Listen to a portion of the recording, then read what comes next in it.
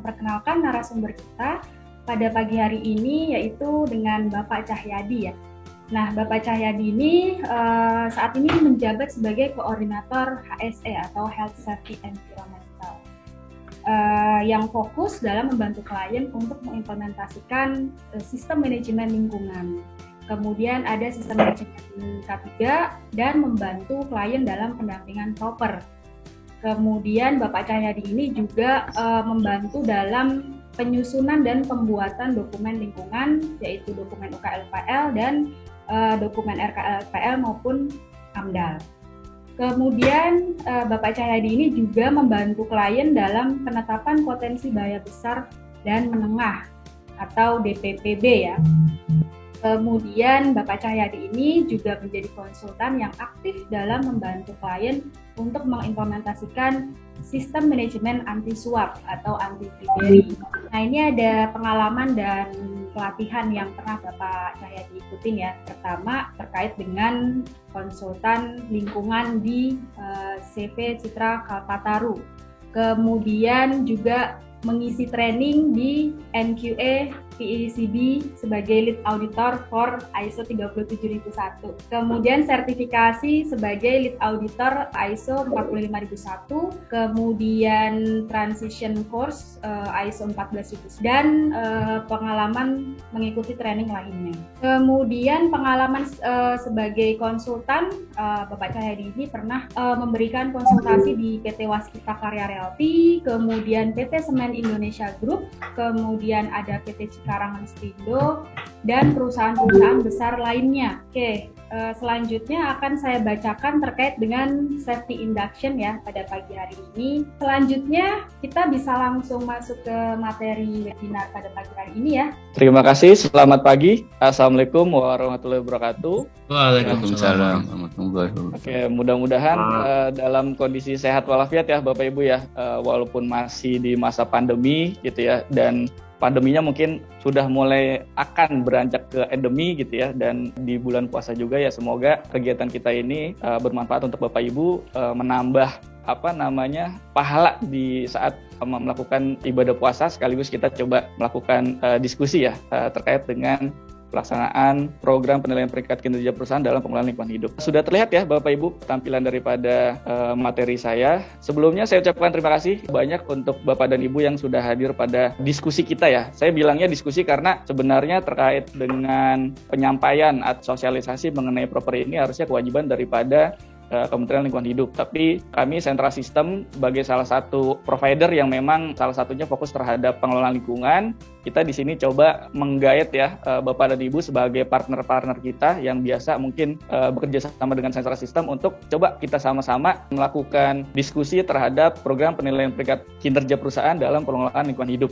atau yang sering dibilang sebagai proper. Mungkin untuk kegiatan hari ini mungkin pesertanya ada yang memang sudah terdaftar dalam atau diwajibkan dalam penilaian proper, dan mungkin ada juga yang perusahaan-perusahaan yang belum atau memang belum ditunjuk ya dalam program penilaian peringkat kinerja perusahaan dalam pengelolaan lingkungan hidup atau yang disebut sebagai proper. Di sini kalau saya lihat juga di partisipasinya pesertanya banyak senior-senior saya nih. Ada Pak Dodi ya dari Indopoli, kemudian ada dari Semen Indonesia juga banyak. Ini senior-senior saya nih terkait dengan proper. Sepertinya sudah banyak yang lebih expert gitu. Tapi nggak apa-apa, kita hari ini coba diskusi ya. Nanti kita coba diskusi mengenai penerapan proper mengacu pada Peraturan Menteri Lingkungan Hidup nomor 1 tahun 2021 gitu. Ini kita coba diskusi awal ya, karena rencananya kalau misalkan benar sesuai dengan schedule, rencananya itu di tanggal 25 ya Mbak Masika, itu KLHK akan melakukan sosialisasi yang sama juga terkait dengan program penilaian peringkat kinerja perusahaan ini atau proper ini bagi perusahaan-perusahaan yang memang diwajibkan untuk mengikuti penilaian proper gitu. Jadi untuk perusahaan-perusahaan yang tidak ikut biasanya nggak dapat undangan, tapi kalau yang memang ditunjuk untuk menerapkan proper biasanya di tanggal 25 itu nanti akan dilakukan penilaian sosialisasinya gitu. Jadi tahapan sekarang kita coba diskusi gitu ya, kira-kira yang kita sampaikan itu kira-kira ada yang terupdate nggak sih di tahun 2022 ini. Nanti kita coba lihat di proses sosialisasi yang dilakukan oleh Kementerian Lingkungan Hidup. Di sini kita coba masuk definisi proper gitu ya. Proper memang kalau kita lihat dari suku katanya memang itu merupakan suatu singkatan gitu ya. Proper adalah program gitu ya penilaian kinerja perusahaan gitu ya terhadap pengelolaan lingkungan hidup yang diterapkan oleh perusahaan. Tapi sebenarnya kalau kita lihat definisinya, proper itu sebenarnya suatu instrumen. Jadi kalau kita lihat instrumen lingkungan hidup, sebenarnya tidak hanya proper. Dokumen lingkungan, AMDAL, UKLPL, SPPLH, RKLRP Rinci, kemudian DPLH, DLH itu merupakan salah satu instrumen juga. Kemudian ada audit KLH gitu, audit lingkungan itu juga sebagai instrumen terhadap pengelolaan lingkungan. Proper ini juga sebenarnya salah satu instrumen gitu, salah satu instrumen yang dilakukan oleh Kementerian Lingkungan Hidup terhadap penaatan yang menjadi suatu alternatif yang dikembangkan untuk bisa bersinergi dengan instrumen penataan lainnya. Contohnya tadi ya, dokumen lingkungan, kemudian audit, izin-izin dan lain-lainnya, guna mendorong penataan perusahaan melalui penyebaran informasi kinerja kepada masyarakat. Karena semua instrumen lingkungan hidup itu sebenarnya masuk ke dalam dokumen publik. Misalkan Bapak atau Ibu punya AMDAL, Bapak atau Ibu punya UKLPL, itu juga merupakan suatu dokumen publik. Artinya apa? Artinya semua orang berhak melihat suatu dokumen lingkungan yang dimiliki oleh suatu kegiatan atau usaha gitu. Karena itu merupakan suatu dokumen publik. Sama halnya dengan proper gitu. Proper ini juga masuk ke dalam dokumen publik. Jadi semua orang bisa melihat seberapa jauh sih pentaatan perusahaan terhadap penilaian proper itu sendiri. Nah, makanya sebenarnya kalau kita lihat proper ini ada untungnya, ada tidak untungnya gitu ya. Kalau kinerja perusahaan kita bagus, kita bisa mendapatkan proper hijau atau bahkan emas. Nah, itu biasanya branding kita, image kita itu biasanya akan lebih bagus. Tapi kalau ternyata nilai proper kita peringkatnya misalkan merah atau bahkan hitam gitu ya, itu biasanya akan ada tindakan penegakan hukum yang akan kita terima gitu ya. Entah itu sanksi yang sifatnya tertulis atau bahkan nanti bisa sampai ke pencabutan izin usahanya. Kemudian kalau kita lihat tujuan dan sasarannya daripada penerapan proper ini, yang pastinya tujuan penerapan proper adalah mendorong terwujudnya pembangunan berkelanjutan. Memang kalau di beberapa perusahaan isu sustainability ini menjadi isu yang sedang hangat-hangatnya mulai dari tahun 2015 sampai sekarang ya, atau bahkan sekarang beberapa perusahaan sudah menyusun gitu ya, atau menetapkan struktur organisasi gitu ya, atau membuat plot terhadap struktur itu terkait dengan Departemen Sustain gitu. Kalau tadi saya lihat ada beberapa peserta di beberapa perusahaan itu Departemen Sustainability gitu, karena memang proses pembangunan berkelanjutan ini memang menjadi fokus utama dalam program-program yang diterapkan oleh Kementerian Lingkungan Hidup. Kemudian tujuan yang kedua adalah meningkatkan komitmen para stakeholder dalam upaya pelestarian lingkungan, karena memang tugas dan tanggung jawab daripada lingkungan ini bukan tugas tanggung jawabnya daripada pemerintah saja, bukan tugas tanggung jawabnya Kementerian Lingkungan Hidup saja, tapi semua stakeholder itu bertanggung jawab terhadap pelestarian lingkungan gitu. Karena apa? Karena lingkungan ini yang akan kita turunkan ke anak dan cucu kita. Makanya kalau Sentral tuh selalu membuat suatu slogan gitu ya, kita bicara lingkungan adalah untuk anak dan cucu kita gitu. Walaupun mungkin peserta di sini ada yang sudah punya cucu atau bahkan yang belum menikah, yang masih jomblo gitu ya gitu. Tapi tetap lingkungan yang nantinya kita dapatkan manfaatnya ini harus kita turunkan ke anak dan cucu kita. Kemudian tujuan selanjutnya adalah meningkatkan kesadaran para pelaku usaha kegiatan untuk mentaati peraturan perundangan lingkungan hidup. Karena dengan adanya penilaian proper ini, perusahaan-perusahaan itu seperti mengikat gitu ya, seperti lebih diawasi oleh kementerian ataupun dinas dan instansi terkait terhadap pemenuhan daripada peraturan perundangan lingkungan hidup. Walaupun mungkin Bapak dan Ibu yang ada di pelaksanaan training hari ini atau diskusi hari ini mungkin sudah menerapkan ISO 14001, karena di ISO 14001 juga ada pasal 613 terkait dengan compliance obligation. Jadi setidaknya kalau Bapak Ibu sudah menerapkan ISO 14001, ya minimal dapat propernya biru lah. Gitu. Karena apa? Karena di ISO juga diminta untuk perusahaan itu mentaati yang namanya peraturan perundangan ataupun persyaratan lainnya. Kemudian tujuan selanjutnya adalah meningkatkan penataan dalam pengendalian dampak lingkungan melalui peran aktif masyarakat. Karena proper ini sebenarnya tadi kalau kita lihat tugas dan tanggung jawabnya itu tidak hanya untuk kegiatan dan usaha saja, tapi semua stakeholder itu harus berperan aktif dalam penerapan pengelolaan lingkungan. Kemudian pastinya dengan adanya proper kita bisa mengurangi dampak negatif dari kegiatan perusahaan terhadap lingkungan. Karena dalam penilaian proper ada beberapa aspek atau kriteria penilaian yang memang harus dipenuhi untuk mengurangi dampak-dampak yang sifatnya negatif. Memang kalau kita bicara lingkungan tidak hanya kegiatan itu dampaknya negatif, ada juga yang bersifat positif. Tapi khusus untuk proper biru biasanya difokuskan untuk mengurangi dampak-dampak yang bersifat negatif. Nanti kalau Bapak atau Ibu masuk dalam kandidat hijau dan emas, itu biasanya perusahaan juga diminta untuk tidak hanya mengurangi dampak negatif, tapi meningkatkan dampak positif dari kegiatan atau usaha yang dilakukan oleh perusahaan. Kemudian untuk sasarannya daripada penilaian proper ini adalah mendorong perusahaan untuk mentaati peraturan gitu ya, karena tadi kita sampaikan itu merupakan tujuan kita bersama gitu ya, dan biasanya ini bisa dilihat dengan adanya instrumen insentif dan di-insentif gitu ya, yang bisa dilihat daripada sanksi ataupun dendanya, baik yang sifatnya tertulis gitu ya, ataupun sampai nanti ke pencabutan izin gitu. Dan biasanya sanksi-sanksi sosial seperti reputasi itu juga akan berdampak jika perusahaan itu tidak memenuhi atau mentaati daripada peraturan perundangan lingkungan hidup yang dipersyaratkan dalam penilaian proper. Kemudian mendorong perusahaan yang sudah baik kinerjanya untuk menerapkan produk yang sistem produksinya itu produksi bersih gitu. Bahkan sekarang sudah banyak sekali sertifikasi atau program-program seperti eco-label gitu ya. Kemudian terkait dengan responsibility terhadap pengelolaan limbahnya gitu ya, sebisa mungkin kita bisa menghasilkan produk-produk yang ramah lingkungan. Nah, itu adalah tujuan dan sasaran daripada penerapan proper atau penilaian peringkat program pengelolaan lingkungan hidup. Proper ini wajib untuk siapa sih? Sebenarnya proper ini wajib untuk semua perusahaan yang ditunjuk. Jadi kalau perusahaan tidak ditunjuk apakah wajib? Sebenarnya tidak wajib, tapi perusahaan bisa mengajukan ke provinsi ataupun ke Kementerian Lingkungan Hidup jika ingin ikut serta dalam proses penilaian proper. Jadi sebenarnya wajib hanya untuk perusahaan yang ditunjuk. Nah, perusahaan yang ditunjuk yang dimaksud seperti apa?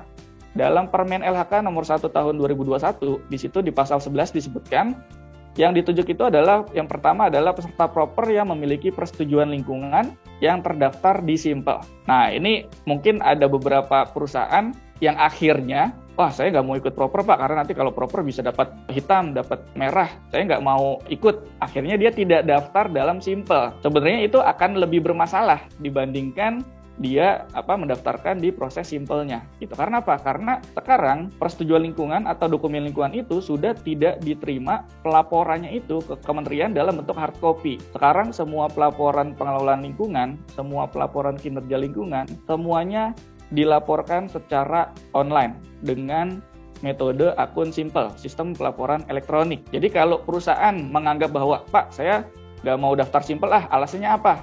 Alasannya supaya saya tidak ditunjuk sebagai peserta proper. Itu salah besar gitu. Karena apa? Karena kalau perusahaan kita ternyata tidak daftar di Simpel, kalau kita mengacu kepada aturan bahwa perusahaan atau kegiatan yang secara berturut-turut 3 tahun tidak melaporkan dokumen lingkungannya, RKL-RPL-nya, maka dianggap izin lingkungannya dicabut atau persetujuan lingkungannya dicabut. Artinya kalau kita tidak daftar Simpel, kita kan tidak melaporkan kegiatan kita ke kementerian. Jadi secara aturan sebenarnya izin usahanya atau izin lingkungannya itu bisa dicabut gitu. Makanya Bapak dan Ibu yang di sini misalkan Pak saya nggak mau daftar Simpel karena nanti takut ditunjuk jadi peserta proper. Nah itu salah besar gitu. Karena apa? Karena sekarang semua pelaporan lingkungan itu semuanya ada atau terlaporkan di Simpel. Termasuk nanti ada limbah B3. Jadi kalau Bapak Ibu tidak punya Simpel, yang pastinya pengelolaan limbah B3 Bapak itu tidak akan bisa berjalan efektif. Karena semua pelaporan limbah B3 Paystronic itu sudah terintegrasi dengan akun Simpel. Dan kriteria yang peserta itu diwajibkan proper adalah perusahaan atau kegiatan yang hasil produknya itu untuk tujuan ekspor. Nah biasanya kalau ditanya Pak kok perusahaan saya diwajibkan proper ya gitu. Padahal perusahaan saya perusahaan kecil. Nah itu nanti kita coba cek apakah hasil produk kita itu untuk ekspor. Kalau untuk ekspor, nah itu masuk ke dalam kriteria peserta wajib proper. Atau perusahaan yang masuk dalam bursa saham.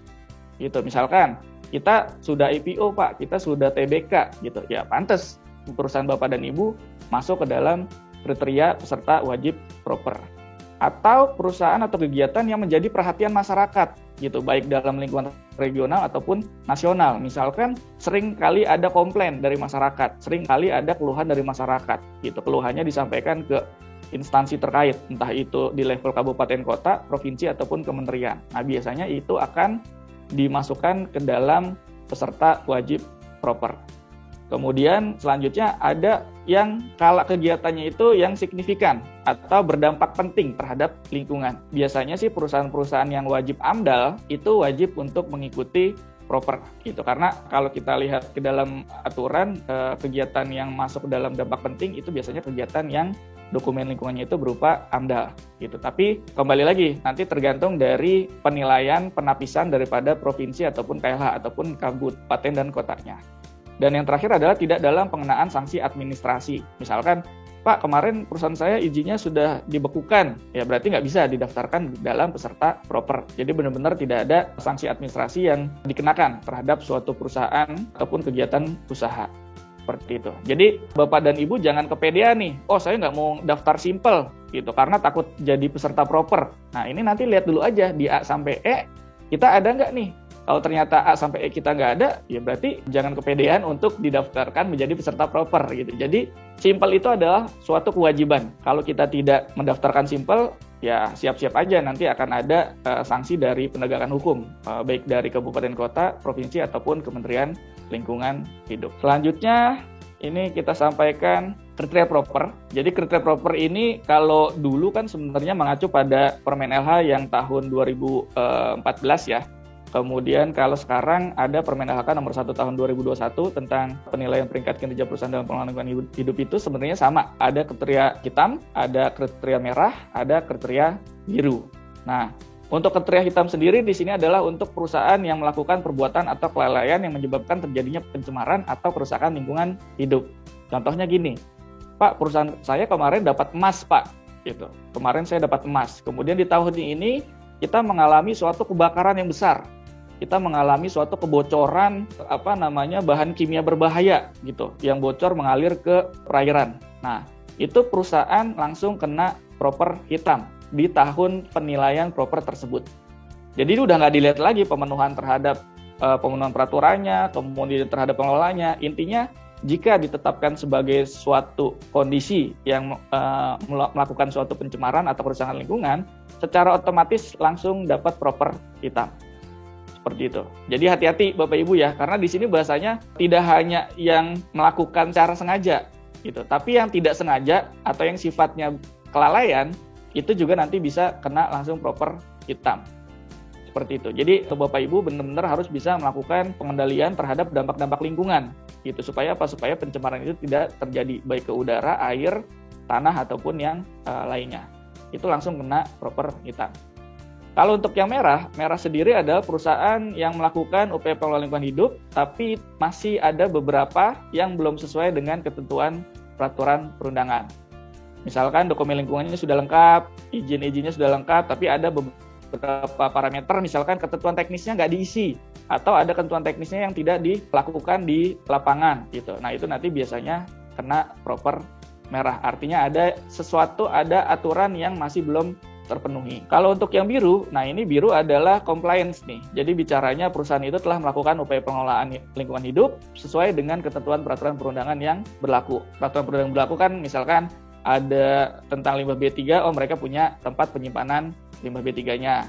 Mereka punya izinnya, kalau sekarang istilahnya adalah rintek ya, rincian teknisnya. Mereka punya yang namanya izin pembuangan limbah cairnya, atau sekarang pertek limbah cairnya. Nah, intinya setiap aturan yang applicable, setiap aturan yang sesuai dengan bisnis dan operasi perusahaan itu memang sudah terpenuhi gitu. Itu bisa dapat proper biru. Ibaratnya kalau cara level, ini level paling aman lah. Kalau Bapak main game tuh ini level paling amannya gitu, level biru. Jadi kalau Bapak atau Ibu dapat biru, udah aman.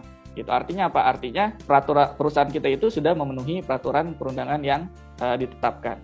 Dan mulai dari tahun 2020 kemarin, atau bahkan sebenarnya dari tahun 2019 ya, 2019 ke 2020, 2020 ke 2021, penilaian proper hitam, merah, dan biru itu mengacu pada akun simple. Dan biasanya penilaian kriterianya itu ada dari laporan dokumen lingkungan, ada dari pengelolaan limbah B3, dan yang sekarang yang terbaru ada pengelolaan limbah non B3 di dalam akun simpelnya. Kemudian ada pengendalian pencemaran udara, ada pengendalian pencemaran air, dan ada KKL, kriteria kerusakan lahan. Untuk kriteria penilaian ini nanti disesuaikan dengan bisnis dan operasi perusahaan. Artinya, kalau khusus untuk KKL ini biasanya perusahaan-perusahaan atau usaha yang melakukan kegiatan pertambangan ataupun kegiatan lainnya yang berdampak terhadap kerusakan lahan. Gitu. Misalkan perkebunan, pertambangan. Jadi kalau perusahaan kita manufacturing otomotif, Pak, spare part kendaraan bermotor roda 4 atau roda 3, kira-kira saya mengikuti KKL nggak? Nah, itu tidak perlu. Karena apa?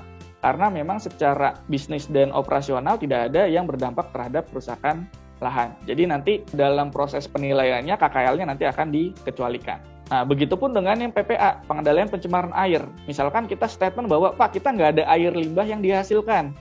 Proses kita semuanya closed loop. Air limbah yang dihasilkan itu semuanya terkelola dengan baik dan masuk ke dalam proses produksi. Jadi tidak ada air yang terbuang. Nah, itu nanti tinggal kita upload di dalam simpelnya, menyatakan proses operasional kita atau proses produksi kita seperti apa. Nanti akan diasesmen oleh penilai, nanti dilihat kalau misalkan ternyata memang terbukti tidak ada air yang keluar, benar-benar sifatnya closed loop, maka nanti akun PPA-nya akan dikecualikan oleh Kementerian Lingkungan Hidup. Kecuali misalkan kita bilang, Pak, kita produksinya nggak menghasilkan air limbah, gitu. Tapi kalau kita tanya air limbah domestiknya dikemanakan? Air limbah domestiknya ada sih, Pak, kita buang ke drainase, kita buang ke got. Nah, berarti harus terpenuhi terkait dengan pengendalian pencemaran air. Ataupun misalkan, Pak, saya air limbahnya ada, air limbah domestik, ada air limbah produksi, tapi air limbahnya dialirkan ke kawasan. Apakah wajib? Nah, itu nanti juga tidak wajib. Karena apa? Karena kewenangan daripada pengelolaan limbah cairnya itu nanti dikelola oleh kawasan industri. Nanti Bapak atau Ibu tinggal minta surat pernyataan bahwa air limbah yang kita hasilkan itu semuanya dialirkan ke kawasan industri. Seperti itu. Nanti itu yang kita upload di PPA-nya, supaya nanti di PPA-nya bisa dikecualikan. Seperti itu. Begitupun dengan PPU dan yang lain-lainnya. Kalau untuk yang dokumen lingkungan sama limbah B3 sih pasti ada, saya yakin. Itu nggak mungkin ada kegiatan atau usaha yang tidak menghasilkan limbah B3. Paling kecil aja tuh limbah B3 yang kita hasilkan dari kegiatan kita adalah paling kecil itu adalah kegiatan perkantoran. Nggak mungkin Bapak atau Ibu tidak menghasilkan yang namanya batu baterai. Tidak mungkin Bapak atau Ibu tidak menghasilkan yang namanya limbah misalkan dari lampu TL, kalau misalkan ternyata masih menggunakan lampu TL. Kemudian untuk kriteria selanjutnya, jadi sebenarnya untuk kriteria proper itu tidak hanya hitam, merah, dan biru, tapi ada juga kriteria hijau dan emas. Nah, ini biasanya perusahaan-perusahaan atau kegiatan atau usaha yang memang sudah beyond compliance gitu. Jadi pengelolaan terhadap lingkungannya itu memang sudah melebihi gitu ya ekspektasi dari yang ditetapkan dalam peraturan perundangan. Biasanya nanti ada proses penapisannya, ada proses penapisan yang mana yang masuk dalam kandidat hijau, yang mana yang nanti akan bisa masuk dalam kandidat emas gitu. Nah, untuk kriteria penilaiannya untuk hijau dan emas itu ada tambahan penilaian gitu. Ada terkait dengan sistem manajemen lingkungan, ada terkait dengan life cycle assessment, ada terkait dengan pemberdayaan masyarakat, biodiversity, kemudian penurunan atau pengelolaan emisi, efisiensi air, kemudian tanggap kebencanaan, limbah B3 dan limbah non B3. Nah, khusus untuk yang masuk ke dalam kandidat emas, mereka harus menampilkan inovasi sosial. Gitu. Jadi nanti penilaian perusahaan tersebut itu bisa masuk ke dalam kriteria emas atau tidak, biasanya nanti salah satunya adalah penilaian daripada inovasi sosialnya. Tapi kalau kita lihat dalam proses penapisannya, untuk bisa dapat masuk ke dalam kandidat emas, perusahaan tersebut harus mendapatkan proper hijau itu 3 tahun berturut-turut. Jadi kalau misalkan tahun ini tahun kemarin hijau, kemarinnya lagi hijau, tahun ini hijau, nah nanti di tahun depan kita bisa langsung masuk ke dalam kandidat emas dan kita coba menerapkan yang namanya inovasi sosial. Dan untuk kegiatan kita hari ini sebenarnya nanti kita akan fokus banyak terhadap penilaian proper biru dulu ya Bapak Ibu, karena kalau untuk hijau dan emasnya juga kita sampaikan kayaknya waktu 2-3 jam sih nggak cukup ya gitu. Atau mungkin Bapak dan Ibu ada yang tertarik nanti bisa hubungi sales ataupun marketing kami ya gitu. Misalkan Pak saya tertarik terkait dengan penilaian hijau dan emasnya, kira-kira ada in-house trainingnya kah atau ada public trainingnya, nanti bisa hubungi sales atau marketing Central System Consulting. Seperti itu. Sekalian promosi ya Bapak Ibu ya. Oke, selanjutnya Penerapan penilaian proper mulai dari tahun 2019 sebenarnya itu sudah menggunakan proses menggunakan penilaian itu menggunakan akun simple gitu. Latar belakangnya sebenarnya kalau kita itu masih kunjungan lapangan kemudian pemeriksaan dokumen itu biasanya tuh bisa memakan waktu lebih dari 4 bulan gitu. Karena apa? Karena kan harus didatengin satu-satu gitu kan. Tim penilai proper tidak sebanyak dengan perusahaan-perusahaan yang diwajibkan dalam penilaian proper. Makanya biasanya waktunya itu bisa sampai 4 bulan. Tapi dengan adanya simple, penilaian proper itu bisa dilakukan dengan 1 minggu. Jadi evaluator atau penilai proper itu tinggal masuk ke dalam akun penilai, mereka tinggal klik, keluarlah raport daripada peserta propernya. Gitu. Ya paling 1 minggu itu semua perusahaan sudah bisa dilakukan penilaian dan raport sementaranya bisa keluar. Gitu. Itu kalau pakai akun simple. Tapi kalau kita lihat dalam aturan Permen 1 tahun 2021, memang di tahapan pelaksanaan itu ada potensi audit proper itu dilakukan secara offline atau kunjungan.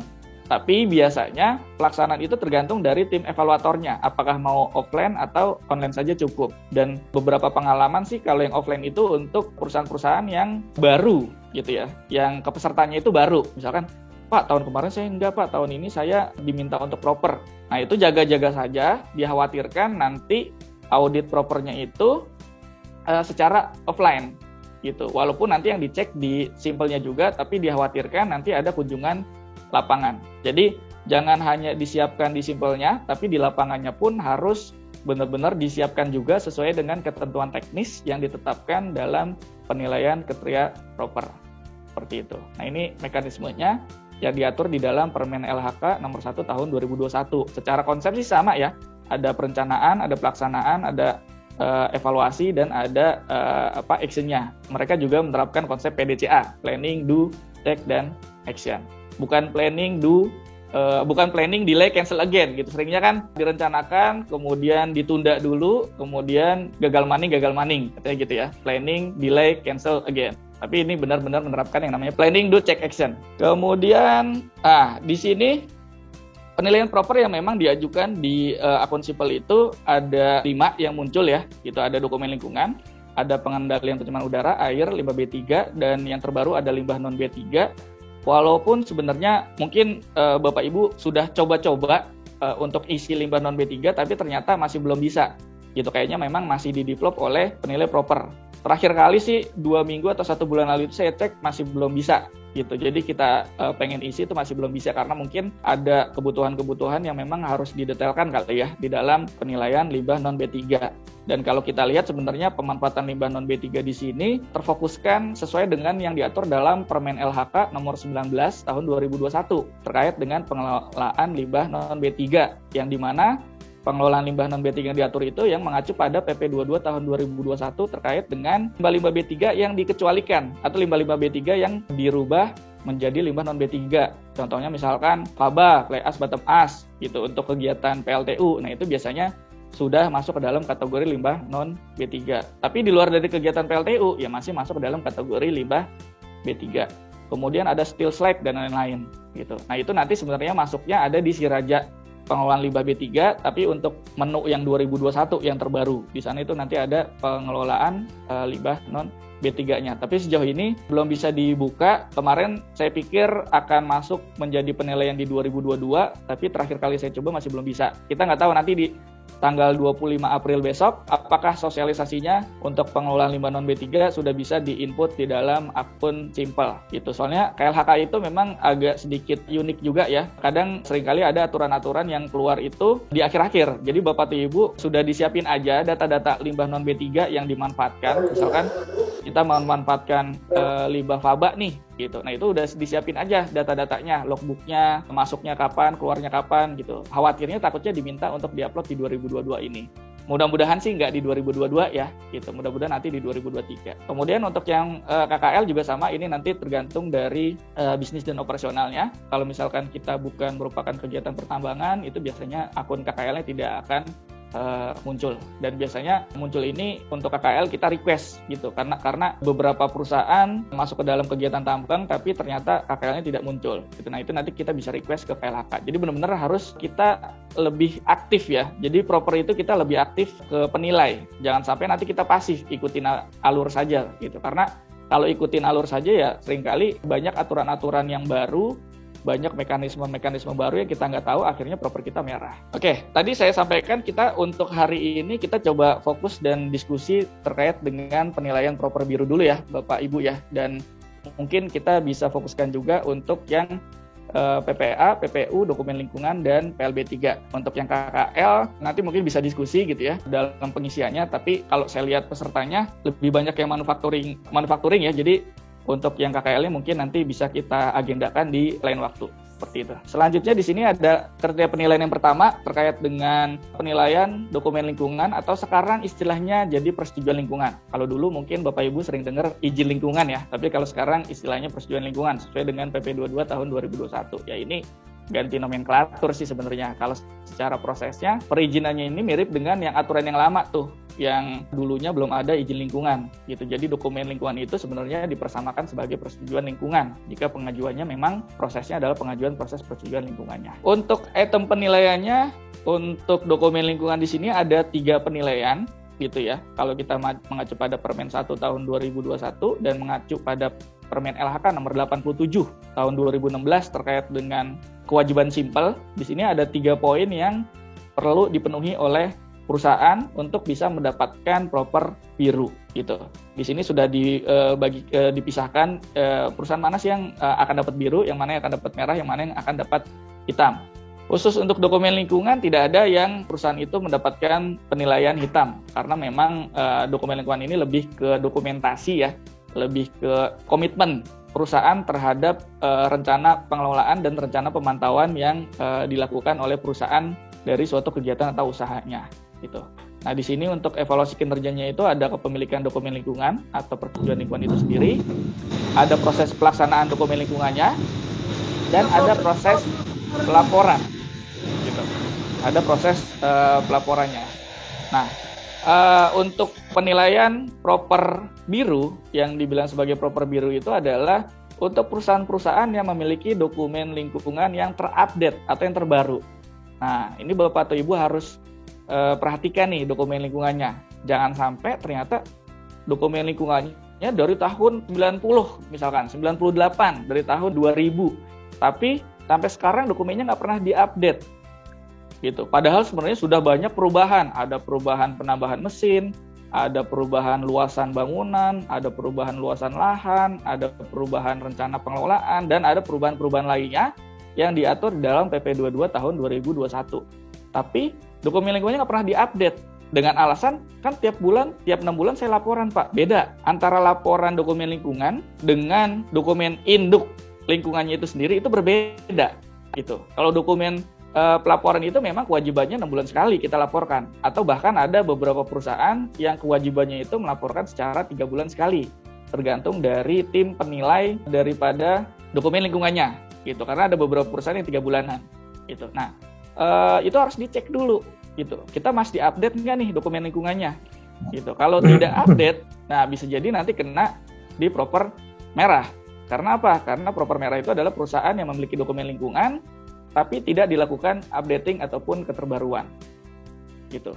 Misalkan, Pak, kita tadi ada penambahan luasan bangunan tapi di dokumen lingkungan kita nggak ada. Nah, itu udah pasti kena merah gitu. Tapi biasanya hal tersebut terjadi kalau ada kunjungan lapangan gitu. Jadi sebenarnya Bapak atau Ibu agak sedikit aman karena audit sekarang bentuknya adalah online gitu dengan akun simple ini.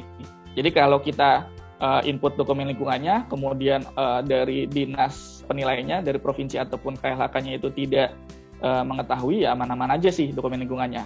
Yang dikhawatirkan adalah kalau misalkan perusahaan kita menjadi salah satu perusahaan yang disampling. Perusahaan kita menjadi salah satu perusahaan yang disampling. Nah, itu nanti khawatirnya akan dicek dokumen lingkungannya secara detail. Gitu. Pengalaman beberapa klien kami, pas dicek ternyata ada penambahan mesin, ada perubahan material yang tadinya tidak menggunakan bahan kimia berbahaya, ternyata ada, akhirnya propernya langsung kena merah. Gitu. Tidak ada bangunan, pas dicek nih kok luasan bangunannya sekian hektar Pak di IMB-nya, tapi ini ada bangunan yang tidak ada IMB-nya. Nah, itu nanti juga bisa kena gitu. Jadi kalau boleh saya sarankan, dokumen lingkungan benar-benar harus diperhatikan. Karena sebenarnya dokumen lingkungan ini sangat penting. Ibaratnya perusahaan itu, dokumen lingkungan tuh kayak kitab sucinya gitu ya. Kitab sucinya lingkungan lah gitu. Komitmen kita semuanya ada di sana. Kegiatan kita rencananya semuanya tercantum di sana. Gitu. Dan dokumen lingkungan ini sekarang jadi dasar atau persetujuan lingkungan ini jadi dasar untuk penerbitan izin-izin lainnya. Contoh misalkan Bapak Ibu mau beli mesin dari Jepang, mau beli mesin dari Amerika. Nah itu biasanya di bea cukai itu ditanya, dokumen lingkungannya ada nggak? Nah nanti dicek, walaupun tidak semua ya, tapi beberapa pengalaman klien kami, mereka seringkali pada saat beli mesin itu terhambat di bea cukai, karena apa? Karena dicek dokumen lingkungannya. Pas dicek dokumen lingkungannya ternyata mesin tersebut tidak ada dan tidak tercantum di dalam dokumen lingkungan. Mesinnya tidak bisa dikirim ke perusahaan. Nunggu dokumen lingkungannya jadi baru mesinnya bisa dikirim. Seperti itu. Karena apa? Karena di dokumen lingkungan adanya penambahan mesin, apalagi mesin tersebut masuk ke dalam proses baru, maka kan harus kita statement. Rencana pengelolaan kita seperti apa? Rencana pemantauannya seperti apa? Kalau tidak ada di dalam dokumen lingkungan, pastinya apa? Pastinya mesin tersebut dampaknya tidak kita kelola. Dampaknya tidak kita pantau. Dengan alasan apa? Di dokumen lingkungannya nggak ada Pak, yang nggak kita kelola, yang nggak kita pantau. Gitu. Salahnya apa? Salahnya nggak kita update. Kalau kita update harusnya kita pantau dan kita kelola. Gitu. Jadi nanti ini salah satu hal yang perlu diperhatikan. Jangan sampai nanti kita kena merah gara-gara dokumen lingkungannya tidak terupdate. Yang kedua adalah perusahaan melakukan pelaksanaan RKL-RPL sesuai dengan dokumen lingkungan ditetapkan. Nah itu nanti juga dicek. Jangan sampai RKL-RPL-nya ada 20, kita laporannya cuma 5. Nah, ini kan karena kita inputnya disimpelkan. RKL-RPL-nya ada 20 tapi kok cuma 5. Nah, itu udah pasti nanti kena merah. Karena apa? Karena ada RKL-RPL yang tidak konsisten dilaksanakan. Gitu, itu udah pasti nanti kena merah. Gitu. Nah, Pak, kita RKL-RPL kita ada hampir 50-an, Pak. Ya diupdate, dilaporkan dalam akun simpelnya. Gitu. Tapi kok banyak banget ya, Pak? Nah, itu tergantung dari proses kita dalam penyusunan dokumen lingkungannya. Termasuk dari assessment daripada si evaluatornya gitu. Kenapa bisa 50? Ya tanya sendiri ke kita sebagai pemrakarsa. Oh kita kemarin pakai konsultan Pak. Nah pas pakai konsultan dicek nggak konsultannya, direview nggak hasilnya gitu. Nah harusnya dokumen lingkungan itu kan sebagai komitmen kita. Nah sebenarnya selama tidak ada di dalam aturan ya tidak perlu dimasukkan ke dalam RKL, RPL. Dan nanti juga kita harus bisa berargumen ke evaluatornya atau ke penilai daripada dokumen lingkungannya.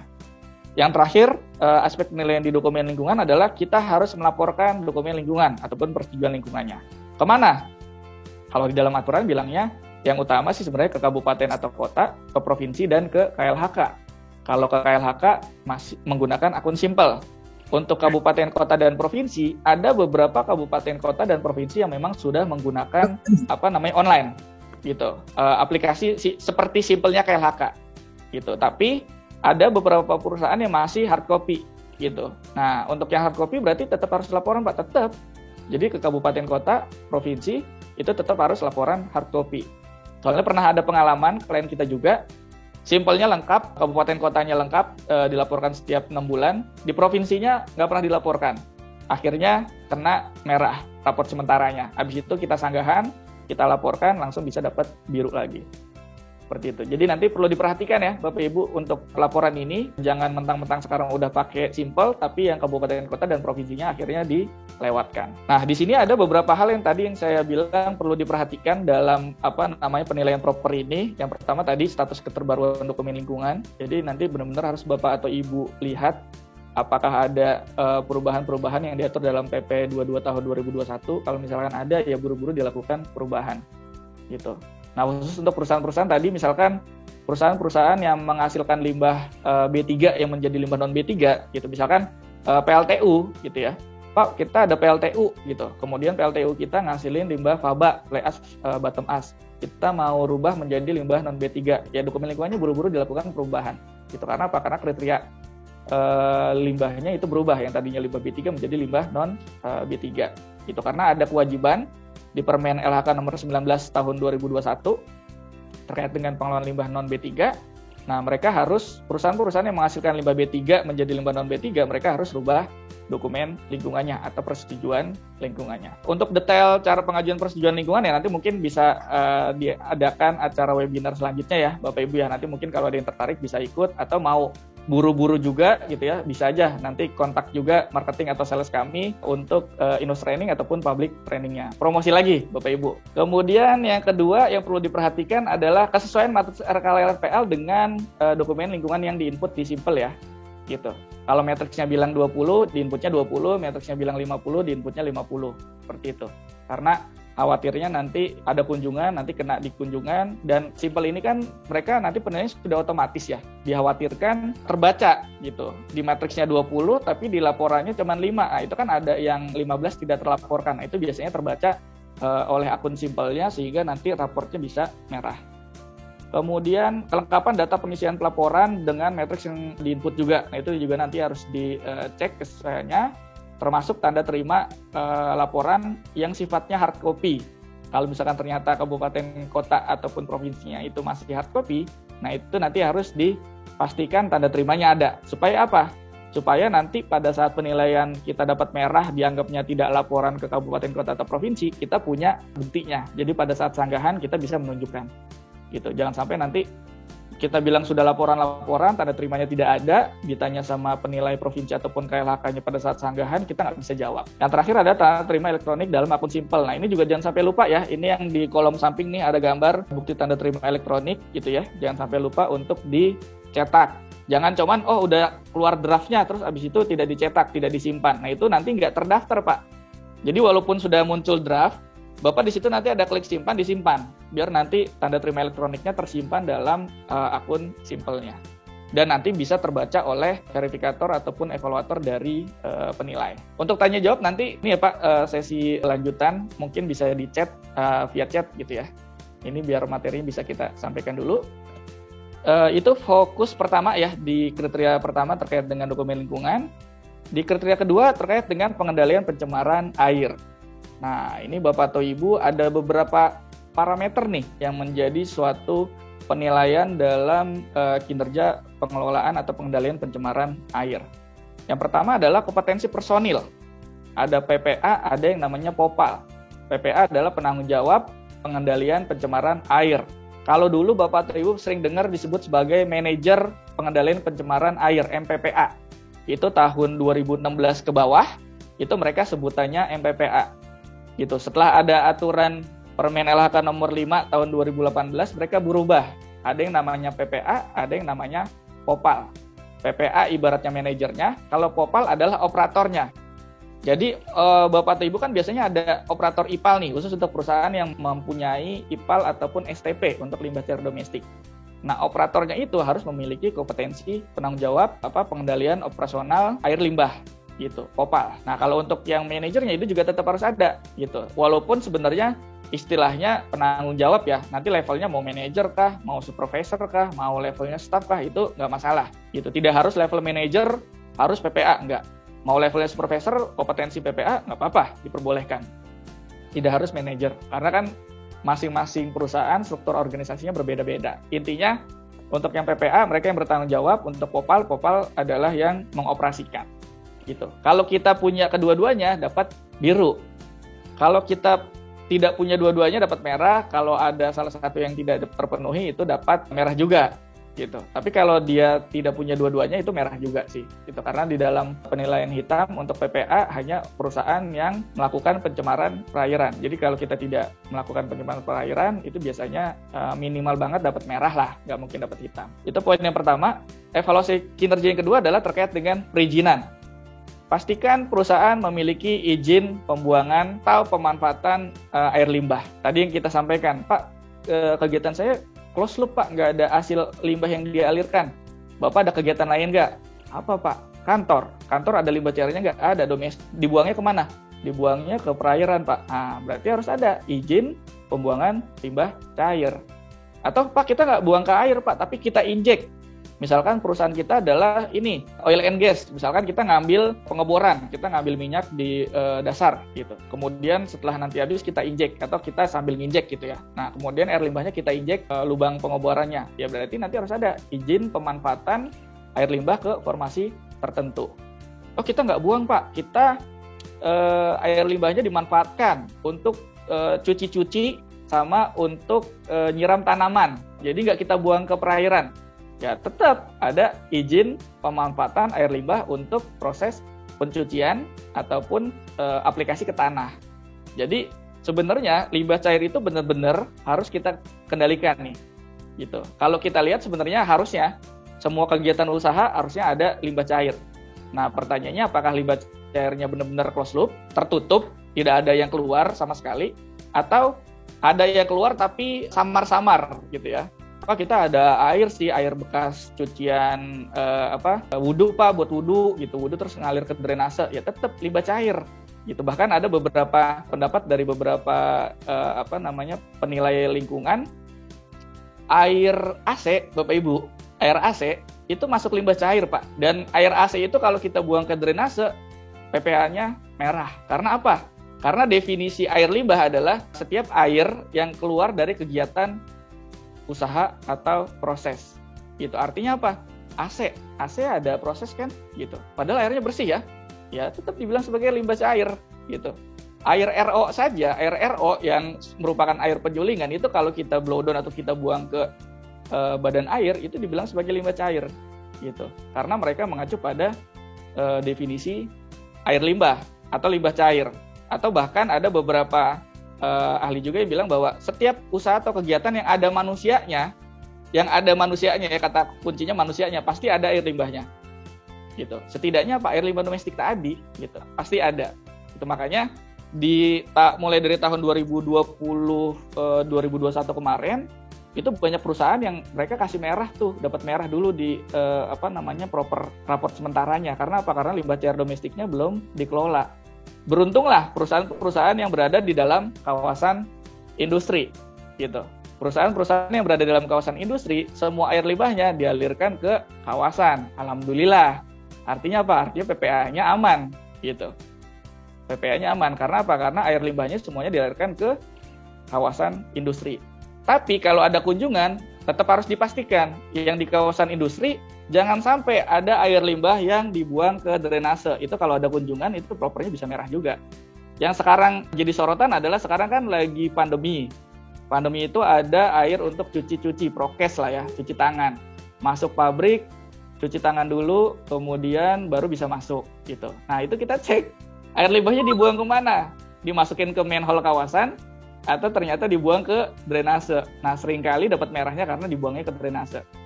Gitu. Makanya kalau perusahaan ingin menetapkan proper, itu tuh keran-keran yang ada di dekat-dekat drainase, nah itu harus dipastikan tertutup gitu. Atau pokoknya selang-selangnya ataupun keran-kerannya atau pipa-pipanya ditutup lah, dibuang lah atau dihilangkan. Itu karena itu akan menjadi suatu penilaian. Patokannya adalah gini. Setiap tidak ada hujan, maka harusnya drainasenya kering. Tapi kalau hujan, drainasenya basah, ya itu nggak masalah gitu. Karena kan hujan prosesnya. Tapi kalau udah seminggu nggak hujan, tapi drainasenya basah, berarti ada limbah cair yang keluar. Gitu. Pak, kita buang air galon, Pak. Gitu. Ya, air galon kok dibuangkan gitu ya. Nah itu harus dipastikan gitu. Karena kalau kita nggak punya izin di 2020-2021 itu udah langsung kena merah gitu. Apalagi sekarang. Nah ini sudah harus difokuskan nih terkait dengan limbah cair domestik. Atau misalkan Pak, kita nggak sanggup Pak ngelola STP-nya, kita boleh nggak kerjasama dengan pengelola air limbah domestik kabupaten kota? Boleh, dengan catatan jangan cuma diambil sludge kotorannya saja, tapi semuanya termasuk air-air dari proses-proses lainnya. Sanggup nggak perusahaan? Gitu. Karena pasti banyak, karena nanti akan berhubungan dengan neraca air. Itu di mana air yang masuk pasti air yang keluarnya jumlahnya ya kurang lebih itu 80% lah dari jumlah air yang masuk. Gitu. Jadi kalau misalkan Pak kita kerjasama dengan kabupaten kota nih untuk pengangkutan limbah domestiknya, tapi dalam setahun cuma 5 meter kubik. Nah itu hal yang tidak wajar. Gitu. Karena apa? Karena tidak mungkin kita cuma menghasilkan 5 meter kubik dalam 1 tahun. gitu. Biasanya nanti terlihatnya di sana. Selanjutnya terkait dengan titik penatan. Nah, ini harus dipastikan titik penaatannya gitu ya. Nah, sekarang sebenarnya kalau di dalam aturan persetujuan teknis pada saat kita membuat standar teknis atau kajian teknis, titik penatan itu atau titik yang perlu dipantau gitu ya. Titik yang perlu dipantau itu sebenarnya ada 3 istilah. Ada yang titik penatan yang dibuang keluar langsung dari proses STP ataupun IPAL-nya. Ada titik yang namanya titik pembuangan. Titik pembuangan itu biasanya nanti dekat dengan lokasi pembuangannya. Misalkan, Pak, kita ngebuangnya ke sungai.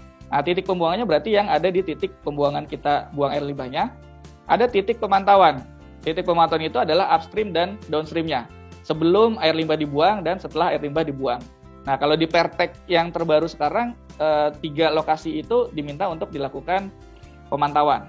Tapi kalau di akun simple memang baru muncul titik pemantauan saja. Walaupun sebenarnya kalau kita ngelihat di akun simpelnya itu sebenarnya kita bisa input. Gitu. Kita bisa input titik penataan, titik pemantauan ataupun titik pembuangannya. Tapi masih banyak perusahaan yang memang cuma masukkan titik pemantauan karena untuk izin pengolahan limbah cair yang lama itu rata-rata yang dikeluarkan hanya titik penataan. Untuk titik pemantauan dan titik pembuangan biasanya tidak tercantum dalam izinnya. Boleh nggak, Pak? Boleh. Selama di izinnya memang tulisannya hanya 1 titik. Tapi kalau di izinnya sudah 3 titik, tadi ada titik penataan, pembuangan, dan pemantauan, berarti nanti dalam pendaftaran PPA-nya kita harus input 3-3-nya. Gitu. Jadi tidak hanya input yang titik penataan saja, tapi titik pemantauan dan titik pembuangan juga harus di-input. Selama kita melakukan itu semuanya parameternya sesuai dengan yang diajukan di izin ataupun yang dikeluarkan di izin, kita bisa dapat pemenuhan 100%, maka nanti propernya biru. Kalau ternyata ada titik-titik yang tidak dipantau atau yang tidak masuk ke dalam rencana pemantauan, itu nanti bisa masuk ke dalam proper merah. Gitu. Nah, di PPA sebenarnya mirip dengan PPU. Kalau PPU itu mungkin Bapak atau Ibu sering dengar dengan sebutan CEMS. Ada yang namanya pemantauan secara berkala. Pemantauan secara terus-menerus, Pemantauan secara terus-menerus atau continue. Kalau di PPU terkait dengan cerobong emisi, itu mereka ada yang namanya CEMS. Kalau air limbah sama. Kalau air limbah sebutannya sparring. Apakah semua perusahaan wajib sparring? Nah, tidak. Gitu. Kewajiban perusahaan yang mewajibkan untuk pemantauan sparring atau memasang alat sparring itu hanya perusahaan-perusahaan yang memiliki dampak besar terhadap pengelolaan pencemaran airnya. Kalau misalkan kegiatannya, Pak, limbah cair kita cuma limbah domestik, perlu sparring nggak? Nah, kalau di dalam aturan sih tidak perlu. Gitu. Kalau dalam aturan, yang perlu sparring itu ini, kegiatan atau industri yang wajib sparring adalah kegiatan tambang nikel, tambang emas dan tembaga, tambang batu bara, kemudian ada industri rayon, industri pulp and kertas gitu ya, petrokimia hulu, kelapa sawit, kemudian kawasan industri harus pasang sparring, kemudian oleh kimia dasar, kemudian tekstil yang debitnya itu lebih dari 1000 meter kubik per hari, pengolahan minyak bumi dan eksplorasi produksi migas. Nah, itu yang diwajibkan untuk memasang alat sparringnya gitu. Jadi nanti ini secara continuous mereka akan keluar tuh datanya. Gitu. Parameternya apa aja? Parameternya memang sudah ditetapkan. Untuk industri tambang ataupun batu bara itu TSS, pH dan debit. Kalau untuk yang industri kertas dan lainnya itu ada TSS, pH, COD dan debit gitu. Jadi ini sudah diatur di dalam Permen LHK nomor 80 tahun 2019 untuk perusahaan-perusahaan yang wajib dipasang sparring gitu. Salah satunya kawasan industri ya. Tadi saya coba cek ada salah satu pesertanya merupakan karyawan kawasan industri. Nanti Bapak atau Ibu coba pastikan apakah sparringnya sudah terpasang atau belum. Oke, kemudian ini kompetensinya ada PPA, Popal ya. Nanti kita harus input ya Pak di akun simpelnya di PPA, siapa PPA-nya, siapa Popalnya gitu. Kalau kita nggak input tapi kita punya sertifikat, tetap merah. Karena semua itu penilaiannya berdasarkan akun simpel. Kalau tidak ada akun simpelnya pasti propernya merah. Kemudian terkait dengan perizinan, nah tadi ya, izin-izinnya harus dipastikan. Kalau misalkan sebelum PP 22 tahun 2021 dan Permen 5 tahun 2021, mereka sebutannya IPLC, izin pembuangan limbah cair. Ada juga IPLCD, izin pembuangan limbah cair domestik gitu. Kalau untuk yang produksi berarti limbah cair saja, untuk yang domestik biasanya ada izin pembuangan limbah cair domestiknya. Nah, itu nanti kita pastikan izinnya masih berlaku. Soalnya izin IPLC itu berlaku hanya 5 tahun. setelah 5 tahun gimana Pak? Ya setelah 5 tahun Bapak atau Ibu harus mengajukan PRTEK, harus mengajukan kajian ataupun standar teknisnya, gitu, baik pembuangan ataupun pemanfaatan air limbah. Berarti tetap aja ya izin IPLC-nya harus diupdate, iya, gitu. Nah kalau saya boleh saran nih Pak, sekarang ini kan sebenarnya yang mengajukan kalau dibilang banyak sih udah banyak, gitu. Tapi kemungkinan tidak akan sebanyak nanti-nantinya. Nah, kalau misalkan Bapak atau Ibu misalkan Pak, saya izin IPLC-nya masih ada 2 tahun lagi sih, tapi saya mau mengajukan perteknya sekarang, boleh Pak, gitu, lebih baik. Karena lebih masih standar lah yang daftar, masih belum banyak. Jadi kalau kemarin kita coba urus pertek klien ya, itu kita upload 3 hari udah dapat jawaban, gitu, udah dapat jawaban apa-apa saja yang perlu diperbaiki. Nah, saya khawatirnya nanti kalau tahun 2023, 2024 atau bahkan 2025 khawatirnya yang daftar banyak, ya itu takutnya lebih lama lagi, gitu. Jadi kalau misalkan Bapak atau Ibu misalkan mau coba langsung ajukan kajian teknis atau standar teknisnya untuk persetujuan teknis, ya itu bisa. Dari sekarang juga sebenarnya nggak masalah sih kalau mau diajukan, seperti itu. Kemudian untuk perusahaan yang baru yang belum punya izin IPLC-nya ataupun pembuangan limbah cair domestiknya, ya segeralah buat persetujuan teknisnya, gitu. Nah, kalau Bapak atau Ibu belum punya persetujuan teknisnya, salah satunya tadi limbah cair domestik, ya siap-siap aja, propernya merah di tahun ini, gitu. Jadi, kalau Bapak atau Ibu mau bisa ada sanggahan, setidaknya buru-buru diurus. Jadi nanti setidaknya kita bisa menunjukkan bahwa kita sedang ada proses pengurusan. Gitu Pak, kita masih ngurus nih, nanti paling raport sementaranya merah, tapi pas sanggahan kita bisa nunjukin bahwa kita sedang ada pengurusan, gitu. Nah, untuk bagaimana cara pengurusannya, nanti mungkin ada webinar lagi, tapi kalau Bapak atau Ibu ingin training lagi gitu ya, ya Bapak Ibu bisa hubungi marketing atau sales kami gitu ya. Itu promosi lagi Pak, udah 3 kali promosi ya gitu. Harusnya saya bayar endorse gitu ya. Kemudian yang ketiga adalah bukti kerjasama pengelolaan air limbah dengan kawasan industri, khusus untuk yang berada di kawasan industri gitu. Ini nanti kalau Bapak atau Ibu PPA-nya memang sudah di-lock oleh KLHK, ini nggak perlu ada bukti sih. Tapi saran saya, disiapkan saja, takutnya nanti ada kunjungan, ditanya bukti kerjasamanya mana, nanti kita tidak bisa menunjukkan. Atau misalkan kita kerjasamanya dengan pengelola air limbah kabupaten kota, gitu. Soalnya sekarang kalau bicara aturan, sebenarnya kewajiban air limbah domestik itu kewajibannya pemerintah kabupaten kota provinsi dari masing-masing areanya atau daerahnya, gitu. Di beberapa daerah kayak di Denpasar, mereka sudah bikin tuh Pak, gitu, walaupun memang belum untuk semua area. Jadi nanti semua kawasan atau semua perusahaan ataupun semua pemukiman, contoh kayak developer gitu ya. Kalau kayak di developer yang di Denpasar itu mereka sudah diwajibkan tuh untuk membuat yang namanya pembuangan atau pengelolaan limbah cair domestik dari kegiatan pemukimannya mereka, gitu. Karena memang susah untuk mewajibkan ke masyarakat kalau aturannya adalah berlaku untuk masyarakat, gitu ya. Tapi kalau berlaku untuk perusahaan itu kan akan lebih mudah, gitu. Makanya banyak sekali perda-perda yang aturannya mengarah ke perusahaan, gitu. Misalkan semua developer kalau ingin membangun suatu pemukiman, gitu ya, mau jual rumah, ya harus ada pengolahan limbah cair secara komunalnya, gitu. Harus ada izin pembuangan limbah cairnya. Itu sekarang perda-perdanya sudah keluar, gitu. Di Kebumen sudah ada, di Denpasar kemarin kita cek sudah ada, gitu. Jadi di Bekasi sebenarnya sudah ada Pak, Kota Bekasi. Kalau Bapak coba cek, saya lupa perdanya perda berapa. Itu kalau developer mau bikin pemukiman, mau bikin perumahan, itu harus bikin yang namanya pengelolaan limbah cair komunalnya, gitu.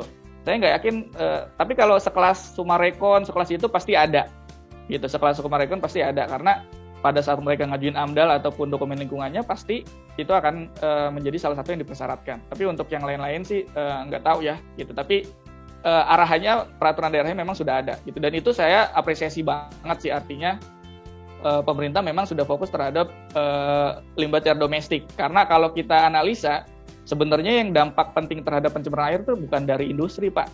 Yang paling besar itu dari domestik. Coba kita lihat seberapa besar sih pemukiman yang ada di Jabodetabek lah, gitu. Itu kalau kita tanya buang airnya kemana, ke got pasti, gitu. Ya jujur sih Pak, rumah saya juga masih buang airnya ke got, gitu kan. Belum ada pembuangan air limbah domestik secara komunal, gitu. Ya mungkin kalau Bapak atau Ibu yang mungkin penghasilannya lumayan, ya bisa lah beli rumah-rumah nanti melakukan due diligence gitu ya, rumah-rumah yang air limbahnya dibuang ke STP ataupun ke IPAL-nya. Wah, itu keren tuh Pak, komitmennya keren. Kemudian perizinan nanti kita bisa tunjukkan juga bukti pengelolaan air limbah dengan sistem reuse, recycle. Ini tadi yang saya sampaikan terkait dengan closed loop. Nah, itu nanti dicantumkan dalam dokumen lingkungannya ya. Misalkan kayak industri semen itu kan air limbahnya kan sebenarnya itu aja kan, dipakai untuk produksi pendingin, kemudian diputar lagi WTP, ya water treatment plant gitu ya, WTP, kemudian masuk lagi. Itu sebenarnya closed loop tuh. Nah, itu nanti kita masukkan ke dalam dokumen lingkungan ataupun kegiatan-kegiatan lain yang memang semua air limbahnya kita gunakan kembali atau kita recycle. Nah, itu nanti dicantumkan di dalam persetujuan lingkungannya. Seperti itu. Kemudian terkait dengan titik penataan seperti ini nih Pak. Nanti di akun simpelnya kalau memang kita cuman input di dalam izin IPLC-nya cuman ada outlet atau titik penataan, ya berarti nanti tulisannya seperti ini. Kalau misalkan ada ya nanti tambah gitu. Nanti kita tambah. Misalkan di Pertek bilangnya ada titik penataan, ada titik pembuangan, ada titik pemantauan. Berarti dicantumin di sini. Titik penataan, titik pembuangan sama titik pemantauan. Titik pemantauannya ada 2 Pak, ada upstream sama downstream ya, berarti dimasukin, berarti nanti ada 4 titik yang perlu Bapak atau Ibu pantau. Periodenya berapa? Nanti kembali lagi di Perteknya, di kajian teknis atau standar teknisnya kita mau tetapkan berapa. Untuk yang outlet atau titik penataan sih biasanya 1 bulan sekali, untuk pembuangan juga biasa 1 bulan sekali, tapi kalau untuk titik pemantauan, biasanya kalau beberapa perusahaan sih netepin 6 bulan sekali gitu, untuk titik pemantauan, kayak upstream dan downstreamnya, seperti itu. Ini tadi kewajiban perusahaan yang wajib sparring, pemasangan sparring. Kemudian ini proses integrasi sparring dengan simple. Jadi tidak hanya CEMS yang terintegrasi dengan simple atau kita sering bilangnya SISPEC ya, sistem integrasi gitu ya, pengendalian emisi.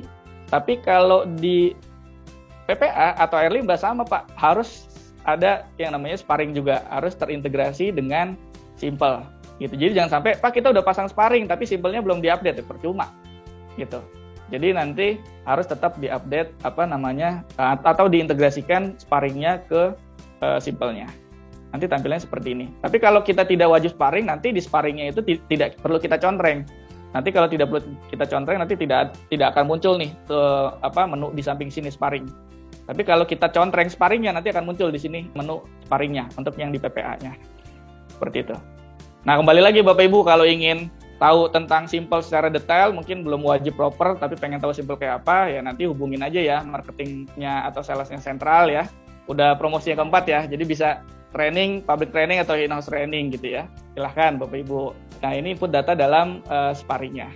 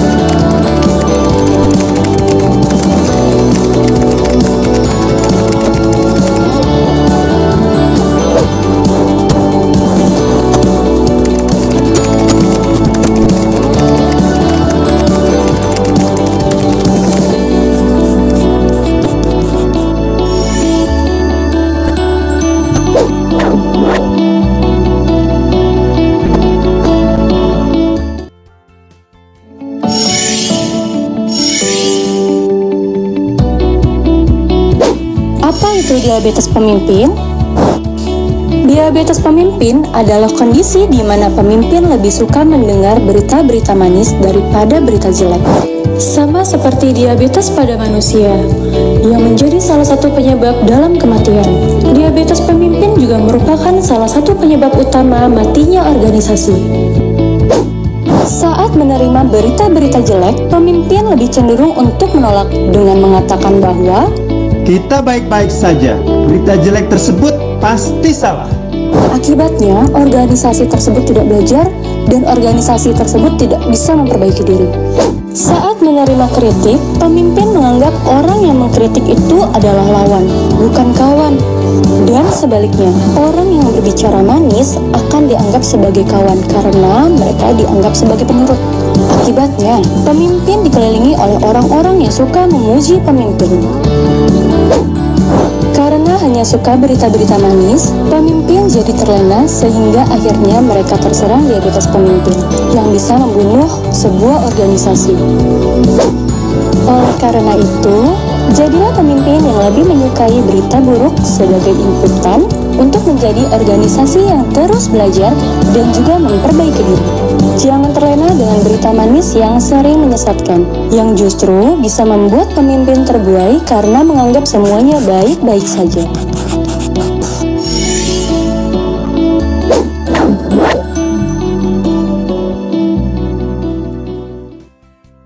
English is my second language. As a vlogger, I deal with social media a lot, which is actually fun.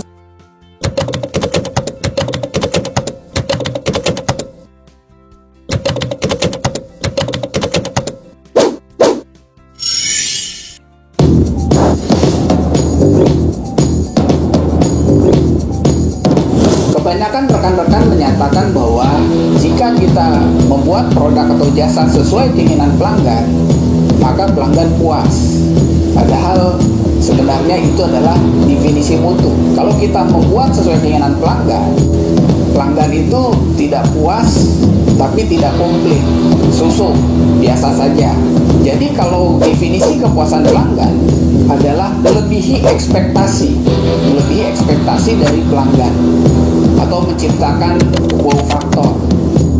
Sebagai contoh, pada saat kita menonton suatu konser, kemudian kita terpukau hingga kita melakukan standing applause, wow, itu baru artinya kita puas.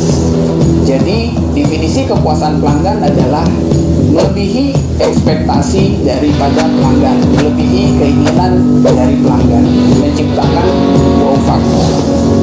Pesan terakhir dari saya, ketika kita ingin mempelajari sesuatu, pelajarilah konsepnya, bukan definisinya. Salam improvement.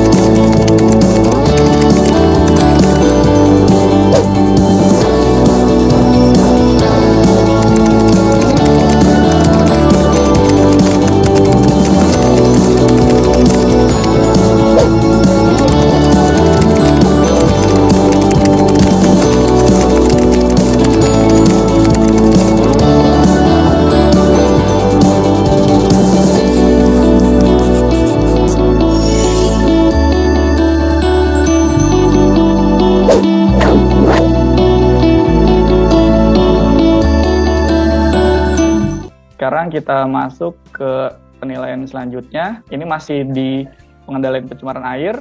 Di sini ada pelaporan gitu. Jadi tidak hanya titik penatan, tetapi ada pelaporan juga gitu ya. Di sini perusahaan yang mendapatkan proper biru itu adalah yang melaporkan semua titik penatan, pemantauan ataupun pembuangannya sesuai dengan izin. Jadi kalau tadi saya sampaikan kalau izinnya cuma ada titik penatan ya nggak apa-apa, titik penatan saja. Yang penting harus 100% terlaporkan. Jangan sampai nanti ada yang bolong-bolong ya. Dan ini kayaknya terkait dengan pelaporan Bapak atau Ibu tetap harus sering-sering koordinasi dengan evaluator. Kalau di SK Kementerian Lingkungan Hidup kan yang sudah dikeluarkan untuk peserta yang wajib proper, di situ kan ada penilainya siapa, apakah provinsi ataupun kementerian.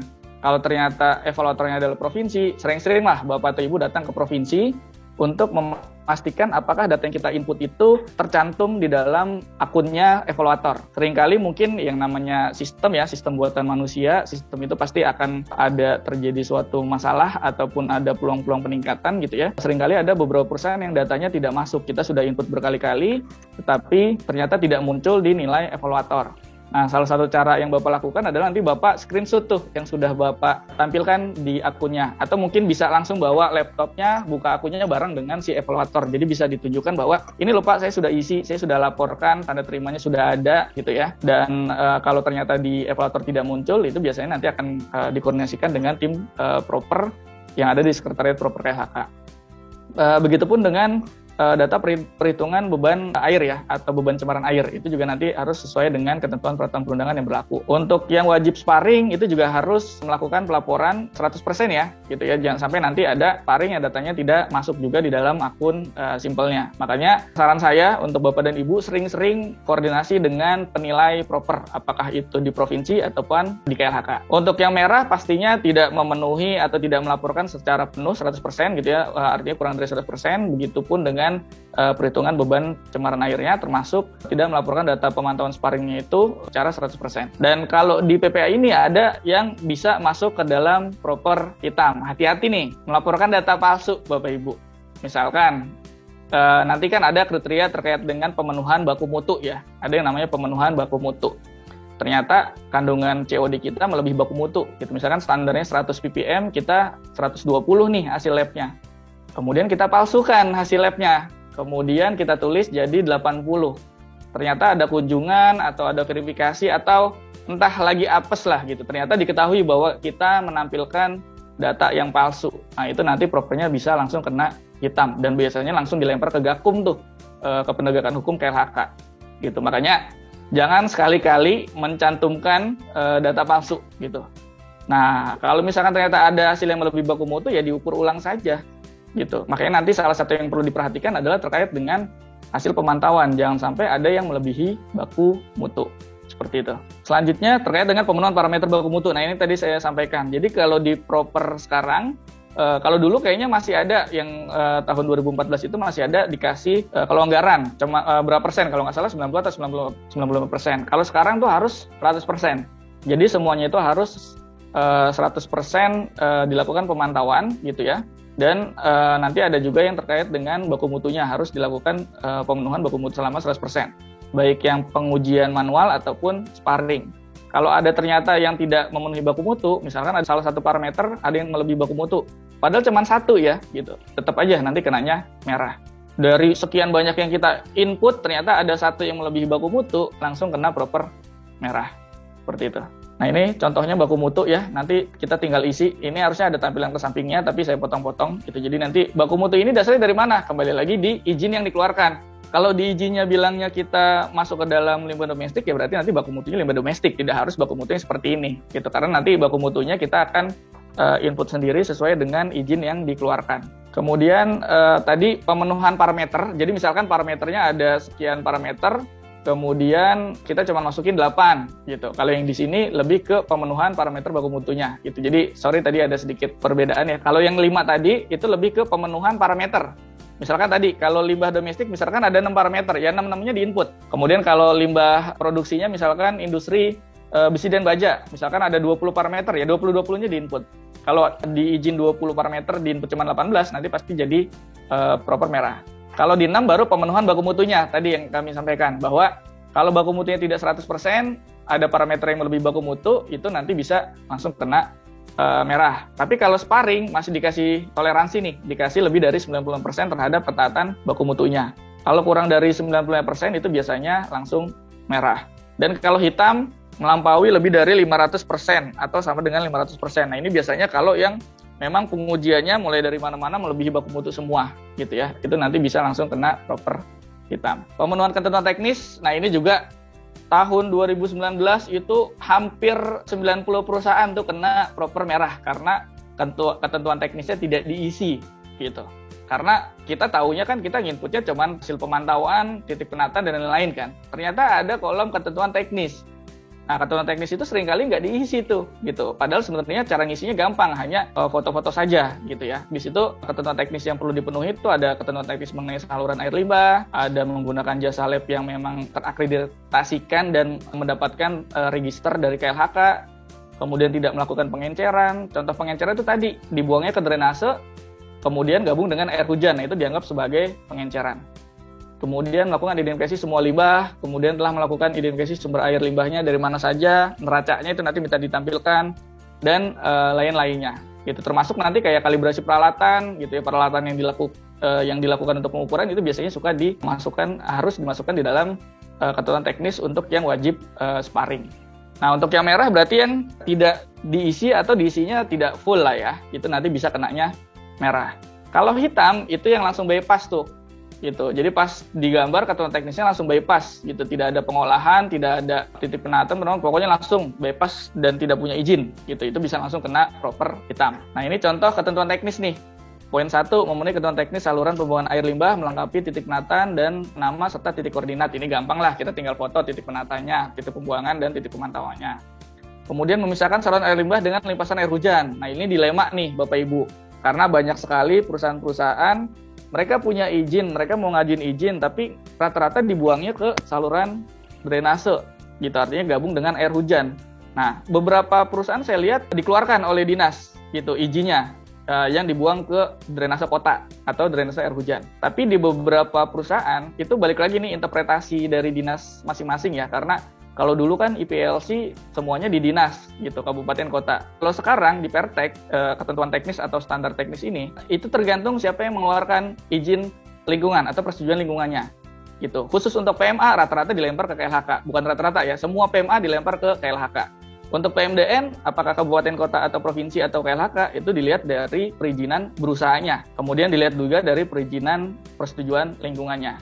Nah, di beberapa dinas diperbolehkan dibuang ke drainase, tapi di beberapa dinas itu nggak boleh, jadi harus dibuang langsung ke sungai ataupun anak sungai, intinya sumber badan air yang alami. Makanya kemarin saya salah satunya ngurus klien, itu hampir masang pipa itu hampir 2 kilo gitu, pipa air limbah. Karena apa? Karena air sungainya itu badan airnya lumayan jauh gitu, jadi depan perusahaan itu drainase kota yang gabung dengan air hujan gitu. Walaupun sebenarnya nanti semuanya gabung juga sih sama air hujan ya gitu, tapi kalau secara aturan badan air itu adalah anak sungai ataupun sungai yang mengalir di panjang di sekitar perusahaan.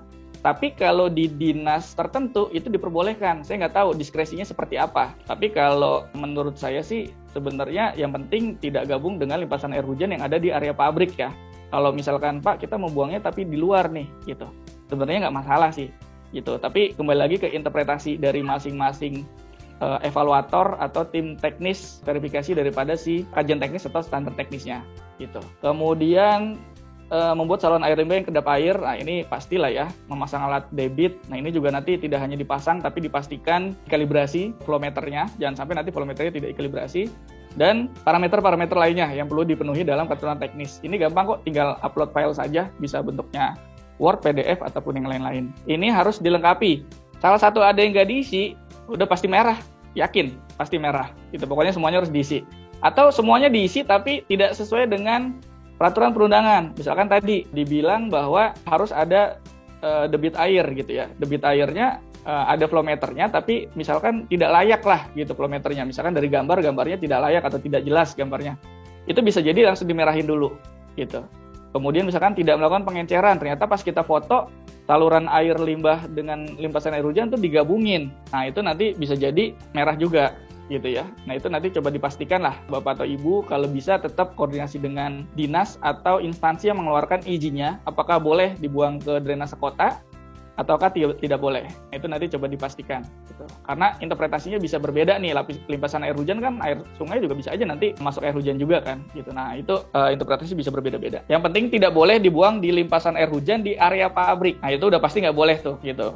Nggak boleh membuang air limbahnya ke drainase air hujan yang ada di pabrik, itu nggak boleh. Beberapa hal yang perlu dipastikan tadi di status perizinan. Jadi kalau Bapak Ibu ada izinnya sudah mau habis, cepat-cepat ajukan persetujuan teknis ataupun kajian teknis dan standar teknisnya.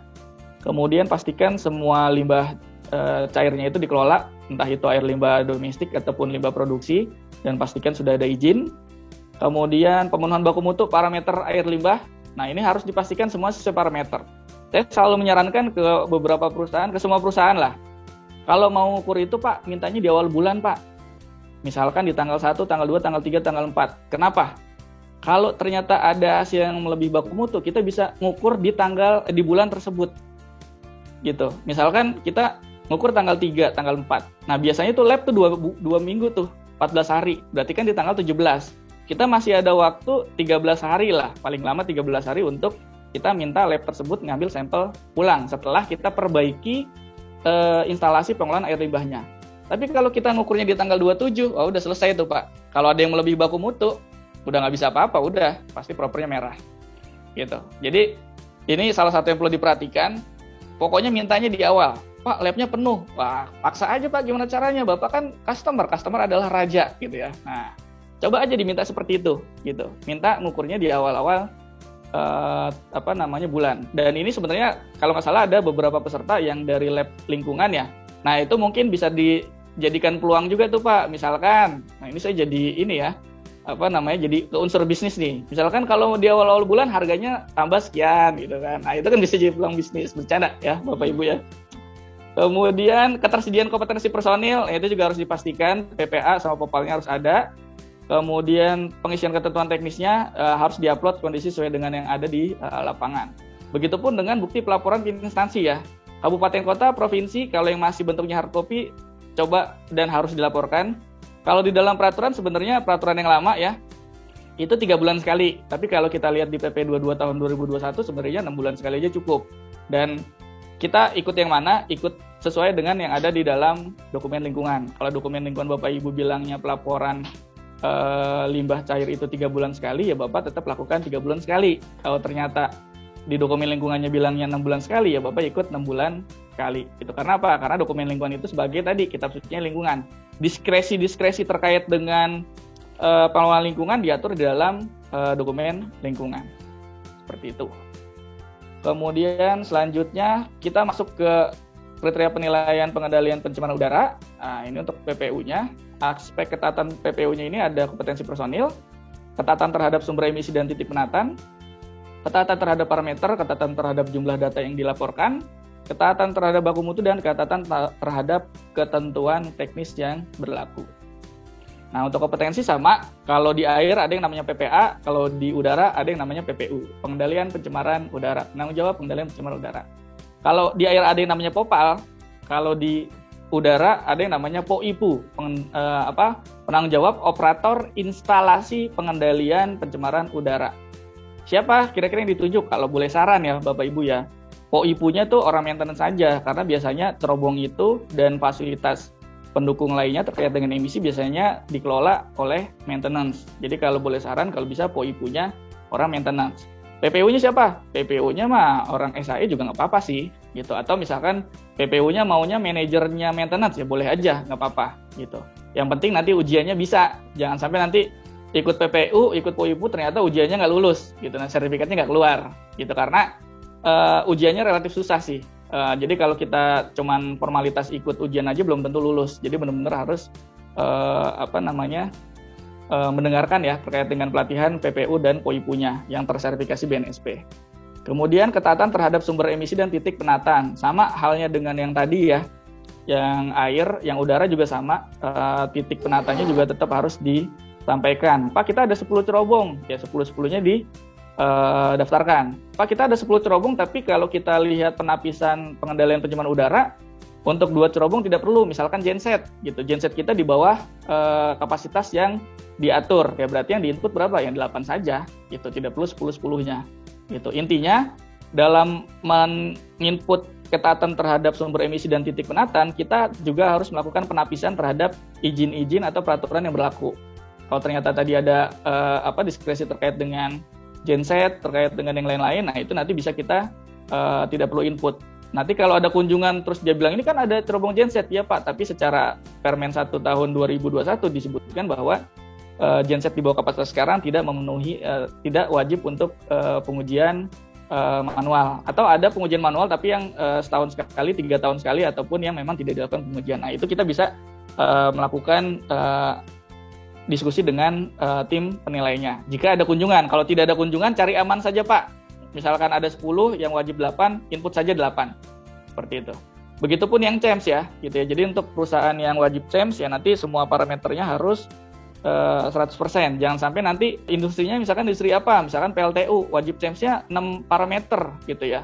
Titik penataan kita yang wajib CEMS misalkan ada 3 cerobong, tapi yang kita input cuma 1 cerobong, itu nggak bisa gitu. Jadi kalau misalkan kita ada 3 cerobong yang wajib CEMS, nah 3-3-nya harus didaftarkan ke Sispek. Alatnya mahal Pak, nah itu konsekuensi sebenarnya ya, konsekuensi terhadap pengelolaan lingkungan.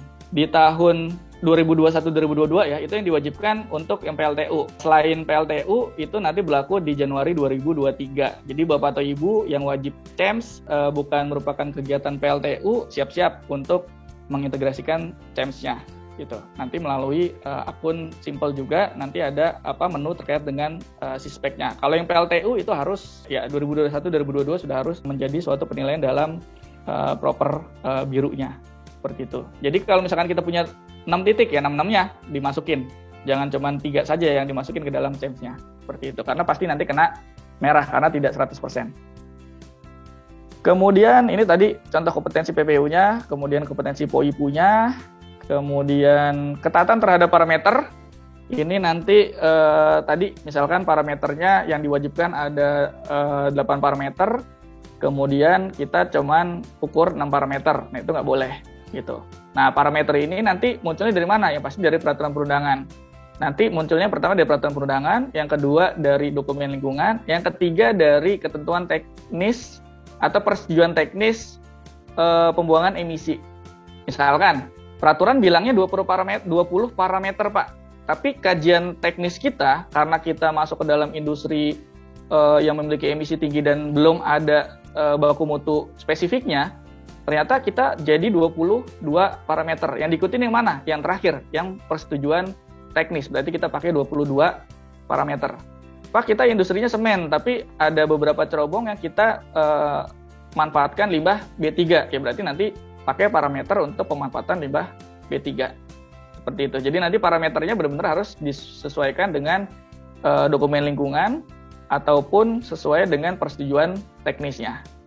Gitu. Karena sekarang ada peraturan bahwa semua perusahaan yang menghasilkan emisi harus mengajukan yang namanya persetujuan teknis. Entah nanti bentuknya standar teknis atau kajian teknis, nanti tergantung dari proses penapisannya. Seperti itu. Kemudian proses pelaporan sama dengan yang air limbah ya. Jadi kita diminta untuk melaporkan semua hasil pemantauannya gitu ya. Harus secara 100% semuanya terlaporkan, titik penatanya. Begitupun dengan untuk yang pelaporan CEMS-nya. Seperti itu. Untuk yang merah yang pasti tidak konsisten lah ya, atau tidak semuanya terlaporkan. Ketaatan terhadap baku mutu ini sama. Kalau misalkan ada yang melebihi baku mutu itu langsung kena merah. Kalau untuk CEMS-nya masih dikasih toleransi lebih dari atau sama dengan 95% gitu ya, untuk setiap 3 bulannya. Tapi kalau untuk yang merah berarti jika nilainya baku mutunya kurang dari 95%, apalagi CEMS itu kan sebenarnya langsung terintegrasi datanya itu ke Kementerian Lingkungan Hidup ya, kita udah nggak bisa bohong-bohong tuh Bapak Ibu. Jadi kalau memang hasilnya melebihi baku mutu ya udah kebaca di sana gitu. Sebenarnya aturannya oke sih, kalau kita lihat aturannya kan memang sebisa mungkin semua emisi itu bisa terpantau, khususnya untuk perusahaan-perusahaan yang memang memiliki emisi tinggi gitu kan. Di Permen LHK nomor 5 tahun 2021 terkait dengan Pertek dan SLO, di situ kan ada tuh yang mana yang masuk ke dalam emisi tinggi, yang mana yang tidak masuk dalam emisi tinggi. Kemudian yang air juga sama, yang mana yang masuk dalam pencemaran air yang tinggi, yang mana yang tidak perlu masuk dalam pencemaran air tinggi. Seperti itu.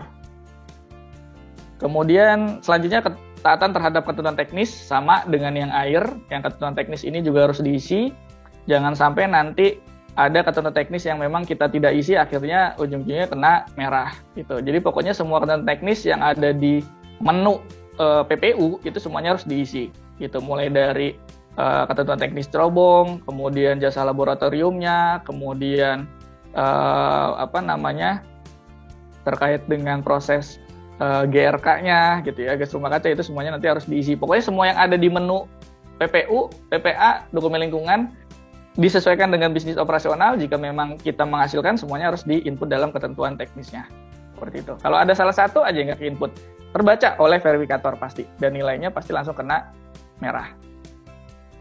Ini contoh, ini di tahun, saya lupa, ini tahun 2020, 2021 atau 2021, 2022, ini rata-rata kena merah dulu. Kalau nggak salah 2020, 2021 deh ini. Ini pada kena merah dulu karena lampiran pendukungnya tuh nggak sesuai dengan format yang dikeluarkan sama KLHK.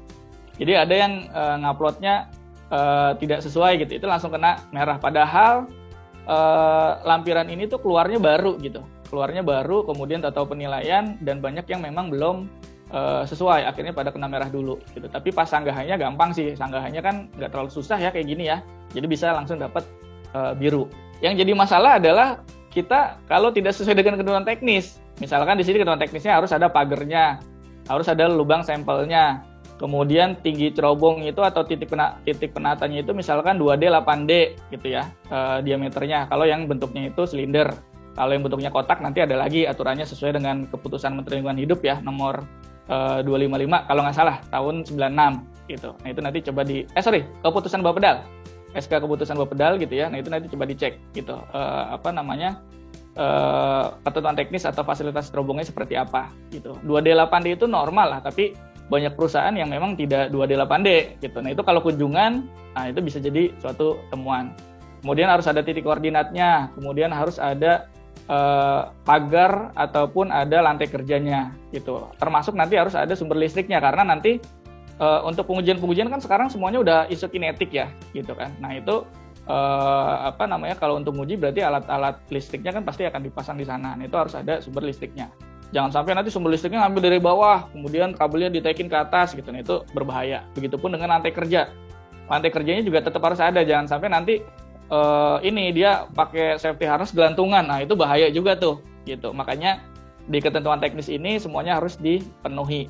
Pak, kalau perusahaan belum ada gimana? Ya cepet-cepet diinvestasi Pak gitu. Ada beberapa perusahaan di klien kami juga investasinya besar-besaran gitu untuk menambahin untuk menyesuaikan tinggi cerobong, titik penatanya, kemudian lantai kerjanya gitu. Itu investasinya juga lumayan besar. Makanya Bapak atau Ibu misalkan ingin membuat atau memasang fasilitas fasilitas pengendalian emisi baru, nah itu perlu dipastikan sesuai dengan aturan gitu, keputusan Bapedal tadi ya 255 tahun 96. Begitupun alat pengendalinya Pak, gitu. Alat pengendalinya juga harus ditetapkan, apakah pakai filter bag, apakah pakai filter gitu, cartridge gitu, apakah pakai EP gitu. Seringkali kalau saya ke klien, saya tanya, Pak, ada cerobong? Ada, Pak. Alat pengendalinya apa? Apa, Pak? Cerobong kita mah kita cuman buang doang, Pak, langsung gitu. Jadi cerobongnya cuman bukan pengendali emisi, tapi cuman sebagai penyalur saja, gitu. Nah, itu biasanya kalau ditanya, pas lagi kunjungan ditanya, terus kita tidak ada alat pengendali emisinya, tidak ada back filternya, cartridge-nya, ataupun EP-nya, dan lain-lainnya, itu pasti nanti propernya merah. Seperti itu. Karena nanti di sumber emisi juga biasanya akan ditanya alat pengendalinya apa. Dan pada saat kita mengajukan persetujuan teknis pembuangan emisi, itu salah satu yang perlu kita input adalah alat pengendali. Alat pengendalinya apa? Kalau alat pengendalinya dikosongin atau tidak ada alat pengendali, itu pasti nanti akan jadi pertanyaan. Dan harus kita rencanakan alat pengendalinya seperti apa. Seperti itu. Nah ini contoh untuk yang CEMS. Ya, sama yang CEMS juga nanti diminta untuk di-upload foto-fotonya. Seperti ini. Nah, ini beberapa hal yang perlu dipastikan pada saat penilaian proper untuk pengendalian pencemaran udara atau PPU-nya. Yang pertama, pastikan semua sumber emisi terdata dan catat di dalam akun simpelnya. Tadi saya sampaikan kalau memang ada 8 ini dicantumkan. Kalau ternyata ada 8 yang wajib hanya 6, 2-nya tidak, ya berarti 6 yang dicantumkan, 2-nya tidak wajib.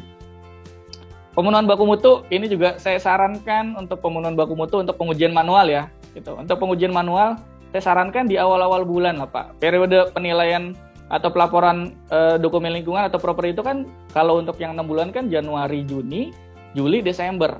Janganlah ngukur-ngukur di bulan Juli Pak. Kalau ngukur di bulan Juli kemudian ternyata ada yang lebih baku mutu, udah selesai tuh Pak. Udah nggak akan bisa tuh datanya. Kita rubah-rubah. Tapi kalau kita ngukurnya di bulan Maret ternyata ada yang lebih baku mutu kan kita bisa sempat perbaikan. Kita perbaiki alat pengendali emisinya, kemudian nanti kita uji ulang. Seperti itu. Tapi kalau kita nguji bulan Julinya kita ngujinya di tanggal 20 lagi. Udah. 20 keluar akhirnya, kita nguji bulan Juni di tanggal 20 lagi. Hasil keluar di tanggal 4 atau 5 Juli. Udah nggak bisa diapa-apain tuh Pak. Gitu. Salah satu caranya menampilkan laporan palsu. Laporan palsu kalau ketahuan, hitam. Sanksi itu bisa nanti keluar kalau misalkan ternyata benar-benar ketahuan. Seperti itu. Kemudian ketersediaan kompetensi personil. Nah tadi ya PPA, PPU itu harus ada. Pengisian ketentuan teknis ini perlu di-upload tadi ya sesuai dengan kondisi lapangan. Makanya tadi kalau ada yang masih belum sesuai, segera diajukan program investasi ya untuk penyesuaian daripada cerobongnya dan ketentuan teknis lainnya. Kemudian termasuk bukti pelaporan ke instansi ya. Jadi sebenarnya yang perlu dilaporan itu cuma tidak hanya dokumen lingkungan Pak, tidak hanya UKLPL ataupun AMDAL. Semua tuh tetap harus ada laporannya gitu. Jadi dokumen lingkungan kita laporan. Pengendalian pencemaran udara kita juga laporan. Untuk PPU kita juga laporan gitu. Untuk yang KLHK kan semuanya tercantum di simpel. Kalau untuk kabupaten, kota dan provinsi beberapa masih hard copy. Jadi jangan sampai terlewat. Kecuali kalau dinasnya bilang gini, "Pak, nggak usah laporan, tunjukin aja ke kita tanda terima bukti laporan simpelnya." Nah, di laporan simpel sebenarnya sudah tersedia tuh Pak. Nanti kita tinggal pilih laporannya untuk provinsi kah, untuk kabupaten kota kah, atau untuk KLHK. Sebenarnya sudah tersedia. Tapi saya nggak tahu teknisnya seperti apa. Seringkali beberapa instansi itu, kabupaten kota atau provinsi itu nggak dapat datanya atau linknya. Gitu. Jadi saya nggak tahu apakah tidak muncul di verifikator bahwa kita sudah laporkan secara simpel juga. Dan kita cetak tanda terima laporan untuk yang provinsi ataupun kabupaten kotanya. Dan ada juga beberapa kabupaten kota atau provinsi memang yang mereka mintanya itu hard copy. Udah Pak, hard copy-nya juga Pak buat database kita. Ya boleh, nggak apa-apa. Gitu. Jadi makanya kembali lagi saya sampaikan bahwa deket-deket lah sama orang kabupaten kota atau provinsi gitu. Khususnya untuk proper kita lihat siapa yang nilai kita. Kalau nilai provinsi ya kita deket lah sama provinsi. Jangan kita jauh-jauhin atau kita kita anti dengan mereka. Enggak, mereka kan partner kita juga, mereka stakeholder kita juga gitu. Jadi tetap harus kita jalin kerjasama yang baik gitu dengan provinsi ataupun KLHK. Ya syukur-syukur sebenarnya semua instansi tidak hanya KLHK, dinas LH provinsi ataupun kabupaten, dinas-dinas lainnya juga tetap harus kita dekati. Sama-sama shareholder kita mereka itu, stakeholder kita mereka itu. Ini untuk yang PPU. Nah, ini yang paling lumayan menyulitkan adalah PLB 3 karena datanya adalah data aktual. Semua data itu kita input secara harian khusus untuk industri atau perusahaan yang menghasilkan limbah B3-nya harian gitu ya. Kalau untuk PPA, PPU ya tadi ya bisa, kalau PPA bisa 1 bulan sekali, PPU 6 bulan sekali, ada yang 3 bulan. Dokumen lingkungan juga ada yang 3 bulan, ada yang 6 bulan. Khusus untuk PLB 3 ini data aktual loh Pak. Data aktual. Jadi yang diminta untuk di-input adalah benar-benar data harian, baik itu pada saat penerimaan, pada saat pengangkutan, pada saat pemanfaatan, kita manfaatkan gitu ya, ataupun pada saat proses penimbunan dan lain-lain. Itu semuanya data aktual. Apalagi sekarang Simpel sudah terintegrasi dengan Vestronic. Jadi semua manifest sekarang mengacu pada Vestronic yang dikeluarkan oleh akun Vestronic-nya. Jadi kalau masih ada perusahaan yang belum perusahaan pengangkut ataupun pemanfaat yang belum punya Vestronic, ya lebih baik MOU-nya direvisi lah atau diganti dulu deh, atau kita paksa mereka untuk punya akun Vestronic. Karena apa? Karena sekarang yang manual itu udah nggak berlaku Pak, semuanya harus keluar lewat Vestronic gitu. Supaya apa? Supaya nanti datanya bisa nge-link ke Simpel. Jadi kalau misalkan di Vestronic-nya tidak di-approve untuk proses pengangkutan pemanfaatan, di Simpelnya nggak berubah Pak. itu limbah masih tetap kita simpan aja gitu, karena di situ harus ada proses approval dari si pemanfaat ataupun dari si pengangkutnya, seperti itu. Nah, yang perlu dikelola gitu ya terkait dengan pengendalian atau pengelolaan limbah B3 di sini dari kegiatan penyimpanan atau pengumpulan, dari kegiatan pemanfaatan, pengangkutan, pengolahan, penimbunan. Nah, ini semuanya harus ada izin baik itu dari KLHK atau Pemda. Khusus untuk proses penyimpanan ini sekarang berubah namanya. Kalau untuk pemanfaatan, pengangkutan, pengolahan, penimbunan, pengumpulan mereka sebutnya persetujuan teknis gitu ya. Tapi kalau untuk penyimpanan dulu masih ada izin TPS limbah B3, tapi kalau sekarang adanya sebutannya RINTEK, rincian teknis penyimpanan limbah B3. Ngajunya kemana Pak? Nah, ngajunya kemana? Ngajunya adalah pada saat pengajuan persetujuan lingkungan atau dokumen lingkungan, gitu. Jadi kalau kita tanya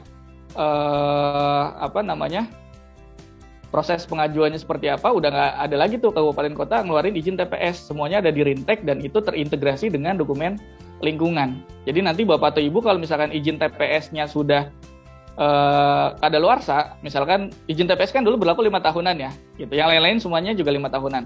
Jika sudah ada yang melebihi dari 5 tahun, siap-siap bikin RINTEK, dan RINTEK itu terintegrasi dengan persetujuan lingkungan. Jadi nanti Bapak atau Ibu secara tidak langsung merubah UKL-UPL-nya atau merubah dokumen lingkungannya. Kecuali dokumen lingkungannya memang sudah Bapak dan Ibu masukkan mengenai RINTEK. Misalkan Pak, dokumen lingkungan kita itu baru dari tahun 2021 kemarin. Nah, kita sudah masukkan RINTEK-nya, ya udah tidak perlu untuk bikin RINTEK baru. Gitu. Jadi sudah ada SK dari Kementerian Lingkungan Hidup, saya lupa nomor berapa. Itu disebutkan seperti itu. Jika dia sudah tercantum di dalam dokumen lingkungannya, ya tidak perlu bikin RINTEK, dan RINTEK itu dipersamakan atau dokumen lingkungan itu dipersamakan sebagai RINTEK-nya, rincian teknisnya. Seperti itu.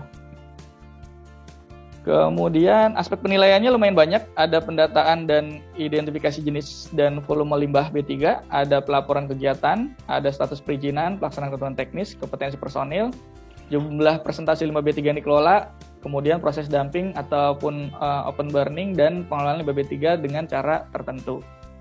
Tapi mungkin ada beberapa poin yang tidak applicable dengan Bapak Ibu, itu biasanya nggak perlu penuhi ya. Kembali lagi terkait dengan kegiatan penilaian proper ini dihubungkan atau disesuaikan dengan kegiatan dan usaha yang kita lakukan. Jadi kalau memang tidak applicable ya tidak perlu dipenuhi. Nah, ini untuk poin aspek penilaian pertama terkait dengan pendataan dan kodifikasi jenis limbah. Nah, ini pastikan seluruh limbah yang dihasilkan itu benar-benar teridentifikasi. Jangan sampai ada limbah-limbah yang tidak teridentifikasi. Yang sering kelewat itu apa? Lampu TL, baterai, aki. Nah, itu seringkali terlewat. Di dalam izin, di dalam RINTEK, di dalam simpel itu seringkali tidak didaftarkan. Gitu.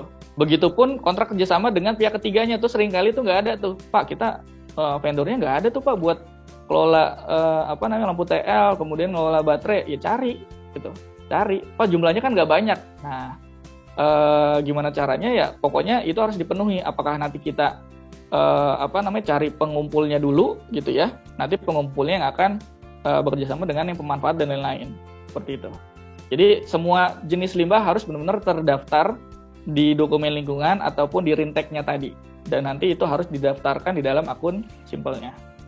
Pelaporan kegiatan pengelolaan limbah B3 ini juga menjadi salah satu penilaian evaluasi kinerja. Di sini kita laporkan secara online,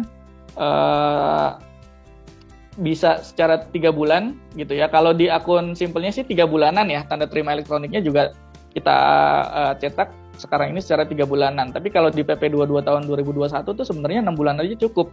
Gitu. Tapi nggak apa-apa, kita tetap lihat apa saja yang ada di menu simpelnya. Karena kan menu simpel ini sebagai penilaian kan. Gitu. Di Permen LHK nomor 1 tahun 2021 terkait dengan proper juga ini bilangnya setiap 3 bulanan. Jadi ya kita sesuaikan 3 bulanan. Begitupun dengan yang kabupaten, kota, dan provinsi ya. Bapak atau Ibu harus pastikan gitu.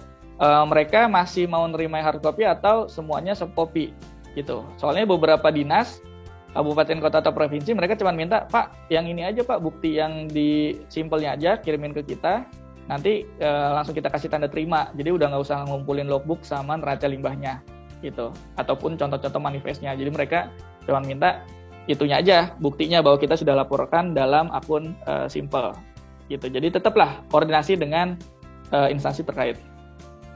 Ketiga, status perizinan. Nah, ini tadi tetap harus dipenuhin, pemanfaat, penyimpanan, penimbunan, pengolahan ataupun yang lain-lainnya, dumping dan lain-lainnya tetap harus ada izin.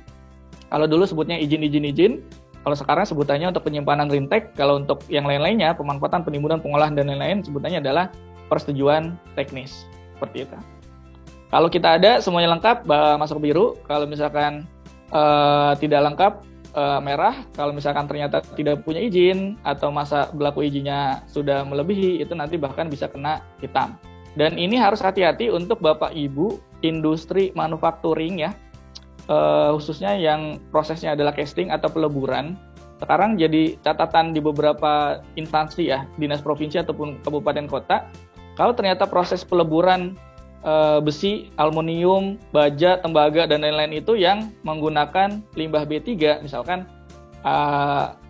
materialnya itu dari limbah scrap gitu. Limbah scrapnya ternyata terkontaminasi oli, coolant dan lain-lain, itu harus punya izin pemanfaatan. Soalnya beberapa kasus mereka propernya hitam gara-gara di dalam alur proses kegiatannya yang perlu diupload di Simpel itu terlihat bahwa dia menggunakan material dari limbah yang terkontaminasi atau limbah scrap gitu. Limbah scrap yang terkontaminasi itu biasanya langsung kena hitam gitu karena dia tidak punya izin pemanfaatan gitu. Pak, limbahnya adalah limbah kita sendiri, Pak. Boleh nggak kita manfaatkan? Boleh selama prosesnya closed loop. Artinya apa? Artinya tidak ada proses yang disimpan atau dibiarkan sementara gitu. Misalkan proses ini Pak, kita ada proses casting, peleburan tadi. Nah, dari peleburan jadi produk kemudian di machining ada scrap-nya, kontaminasinya langsung masuk. Tapi itu di satu mesin yang sama. Tidak ada proses pencampuran udara kemudian disimpan sementara, itu nggak ada. Gitu. Kalau misalkan ternyata prosesnya bukan closed loop, nah itu harus punya izin pemanfaatan walaupun limbahnya kita yang hasilkan sendiri. Gitu. Misalkan limbahnya limbah kita Pak, perlu nggak? Tetap gitu, selama prosesnya tidak closed loop. Kalau prosesnya closed loop, benar-benar tertutup, nah itu tidak perlu ada izin. Kemudian Pak, kita ada limbah olinya kita manfaatkan untuk pelumasan rantai-rantai atau pelumasan untuk grease gitu. Boleh nggak? Di Permen LHK 1 dan Permen LHK 6 2021 diperbolehkan, tapi terbatas. Nah, memang kalau kita lihat terbatasnya berapa, tidak jelas tuh. Misalkan kita ngasilin 200 liter, terbatasnya adalah 1 liter misalkan. Nah, itu tidak ada, tapi bahasanya ada terbatas gitu. Tapi kalau misalkan kita bilang manfaatin olinya Pak, tapi tidak terbatas semuanya kita manfaatin, ya harus ada izin pemanfaatan. Seperti itu. Kemudian untuk pelaksanaan ketentuan teknis itu juga sama, harus memenuhi 100%. Dan ketentuan teknis di sini sebenarnya tidak hanya proses penyimpanan, tapi kalau Bapak atau Ibu punya vendor pengangkut, vendor pemanfaat, itu nanti diminta untuk disiapkan juga data-datanya. Karena itu diminta untuk diupload pada saat ketentuan teknis.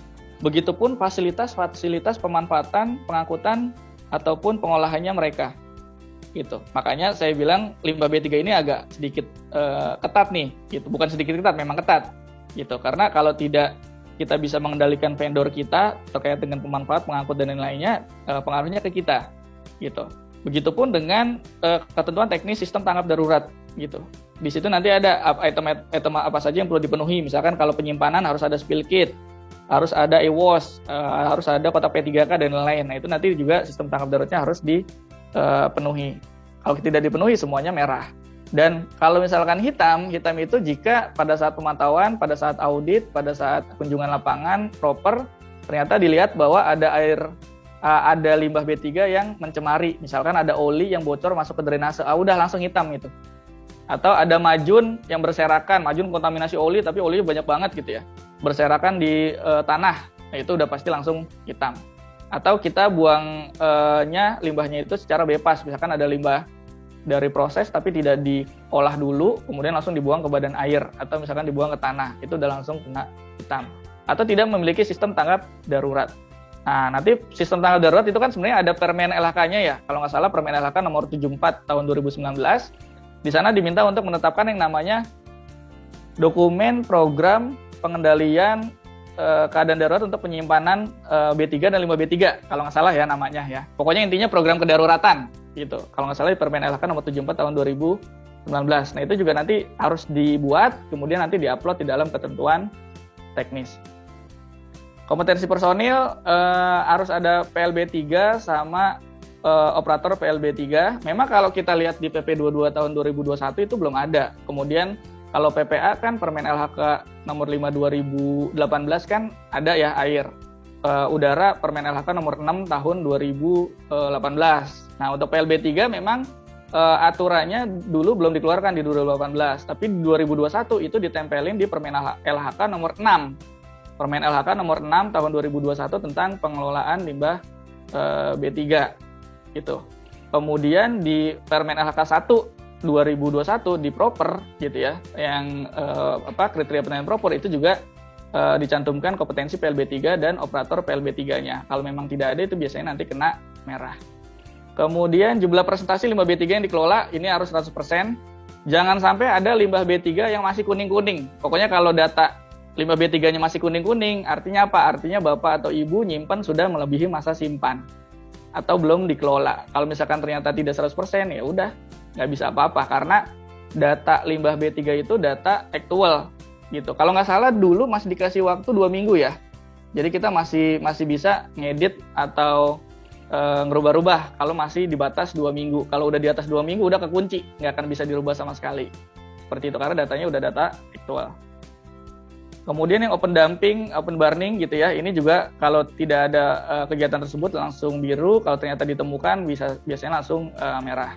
Misalkan tadi kita buang limbah B3 ke tanah gitu ya, pas lagi audit dicek lihat ada, ya udah langsung merah. Untuk yang pemulihan fungsi lingkungan hidup juga sama, ini jika kita mencemari tapi kita sudah punya dokumen pemulihan lingkungannya, itu biasanya langsung kena biru gitu. Kemudian kalau misalkan tidak memiliki dokumennya itu nanti langsung hitam. Kalau misalkan punya tapi masih belum tidak sesuai dengan aturan terkait dengan dokumen rencana pemulihan lingkungan hidupnya itu biasanya kena merah gitu. Jadi nanti benar-benar harus dibuatkan. Tapi biasanya kalau di beberapa perusahaan jarang lah ya ada kejadian pencemaran limbah B3, benar-benar sudah baik lah. Kemudian terkait dengan pengolahan limbah B3 oleh penghasil kepada pihak ketiga, nah ini harus pastikan ya Bapak atau Ibu pemanfaat, pengumpul, penimbun, pengangkut dan lain-lainnya harus memiliki kontrak kerjasama, mereka harus punya izin. Kalau pengangkut harus ada izin dari Disub dan KLHK, kalau pemanfaat, pengumpul dan lain-lainnya harus ada izin dari KLHK-nya. Kalau dia ada yang kosong-kosong nanti merah, kalau semuanya tidak punya biasanya kena hitam gitu. Biasanya kalau yang merah itu mereka sudah punya izin tapi ketentuan teknisnya masih banyak yang belum memenuhi. Misalkan kayak tadi mereka punya izin pengangkut tetapi kendaraannya tidak tertutup gitu. Karena nanti foto-fotonya mereka itu diupload di ketentuan teknis kita gitu. Jadi kalau bisa kita benar-benar kendalikan vendor-vendor pengelola pihak ketiganya seperti itu. Ini saya percepat ya Bapak Ibu ya karena waktunya sudah mulai sedikit. Saya udah diingetin terus oleh tim di sini nih. Nah ini beberapa hal yang perlu dipastikan terkait dengan pengelolaan limbah B3. Satu terkait dengan status perizinan, pastikan semuanya masih berlaku. Kalau ada yang tidak berlaku, siap-siap bikin rintek untuk penyimpanan, kemudian bikin pertek untuk pemanfaatan dan lain-lain. Gitu. Kemudian status perizinan pihak ketiga itu juga harus pastikan tidak hanya kontrak kerjasama MOU, tapi ketentuan teknisnya juga harus dipenuhi oleh pihak ketiga. Pastikan semua limbah yang dihasilkan itu benar-benar disimpan, dimanfaatkan, diolah, dan jangan sampai ada yang melebihi masa simpan. Pokoknya jangan sampai ada yang warna kuning. Kalau udah ada yang warna kuning, udah itu tidak akan 100% dan pasti merah. Dan kita nggak bisa ngedit sama sekali, gitu. Karena waktu 14 hari itu udah ditutup, gitu. Ketersediaan kompetensi personil ini tadi yang disampaikan bahwa memang kalau di aturannya masih PP 22-nya belum ada, tapi di Permen 6 2021 sudah disebutkan. Di Permen LHK nomor 1 tahun 2021 juga sudah disebutkan. Pengisian ketentuan teknis jangan sampai ada yang bolong-bolong. Kalau ada yang bolong-bolong itu nanti nggak 100% akhirnya merah juga. Tapi kalau ketentuan teknis kan sanggahannya gampang ya, nggak terlalu ribet. Tapi kan kita pengennya jangan sampai kena merah dulu kan. Pengennya kan masuk nilai langsung biru gitu. Bukti pelaporan ini juga harus dipastikan baik yang sifatnya hard copy ataupun soft copy di dokumentasi. Jangan sampai nanti data di mereka nggak muncul, kita nggak punya dokumentasinya atau buktinya gitu. Jadi benar-benar harus kita simpan lah bukti-bukti terkait dengan pelaporan.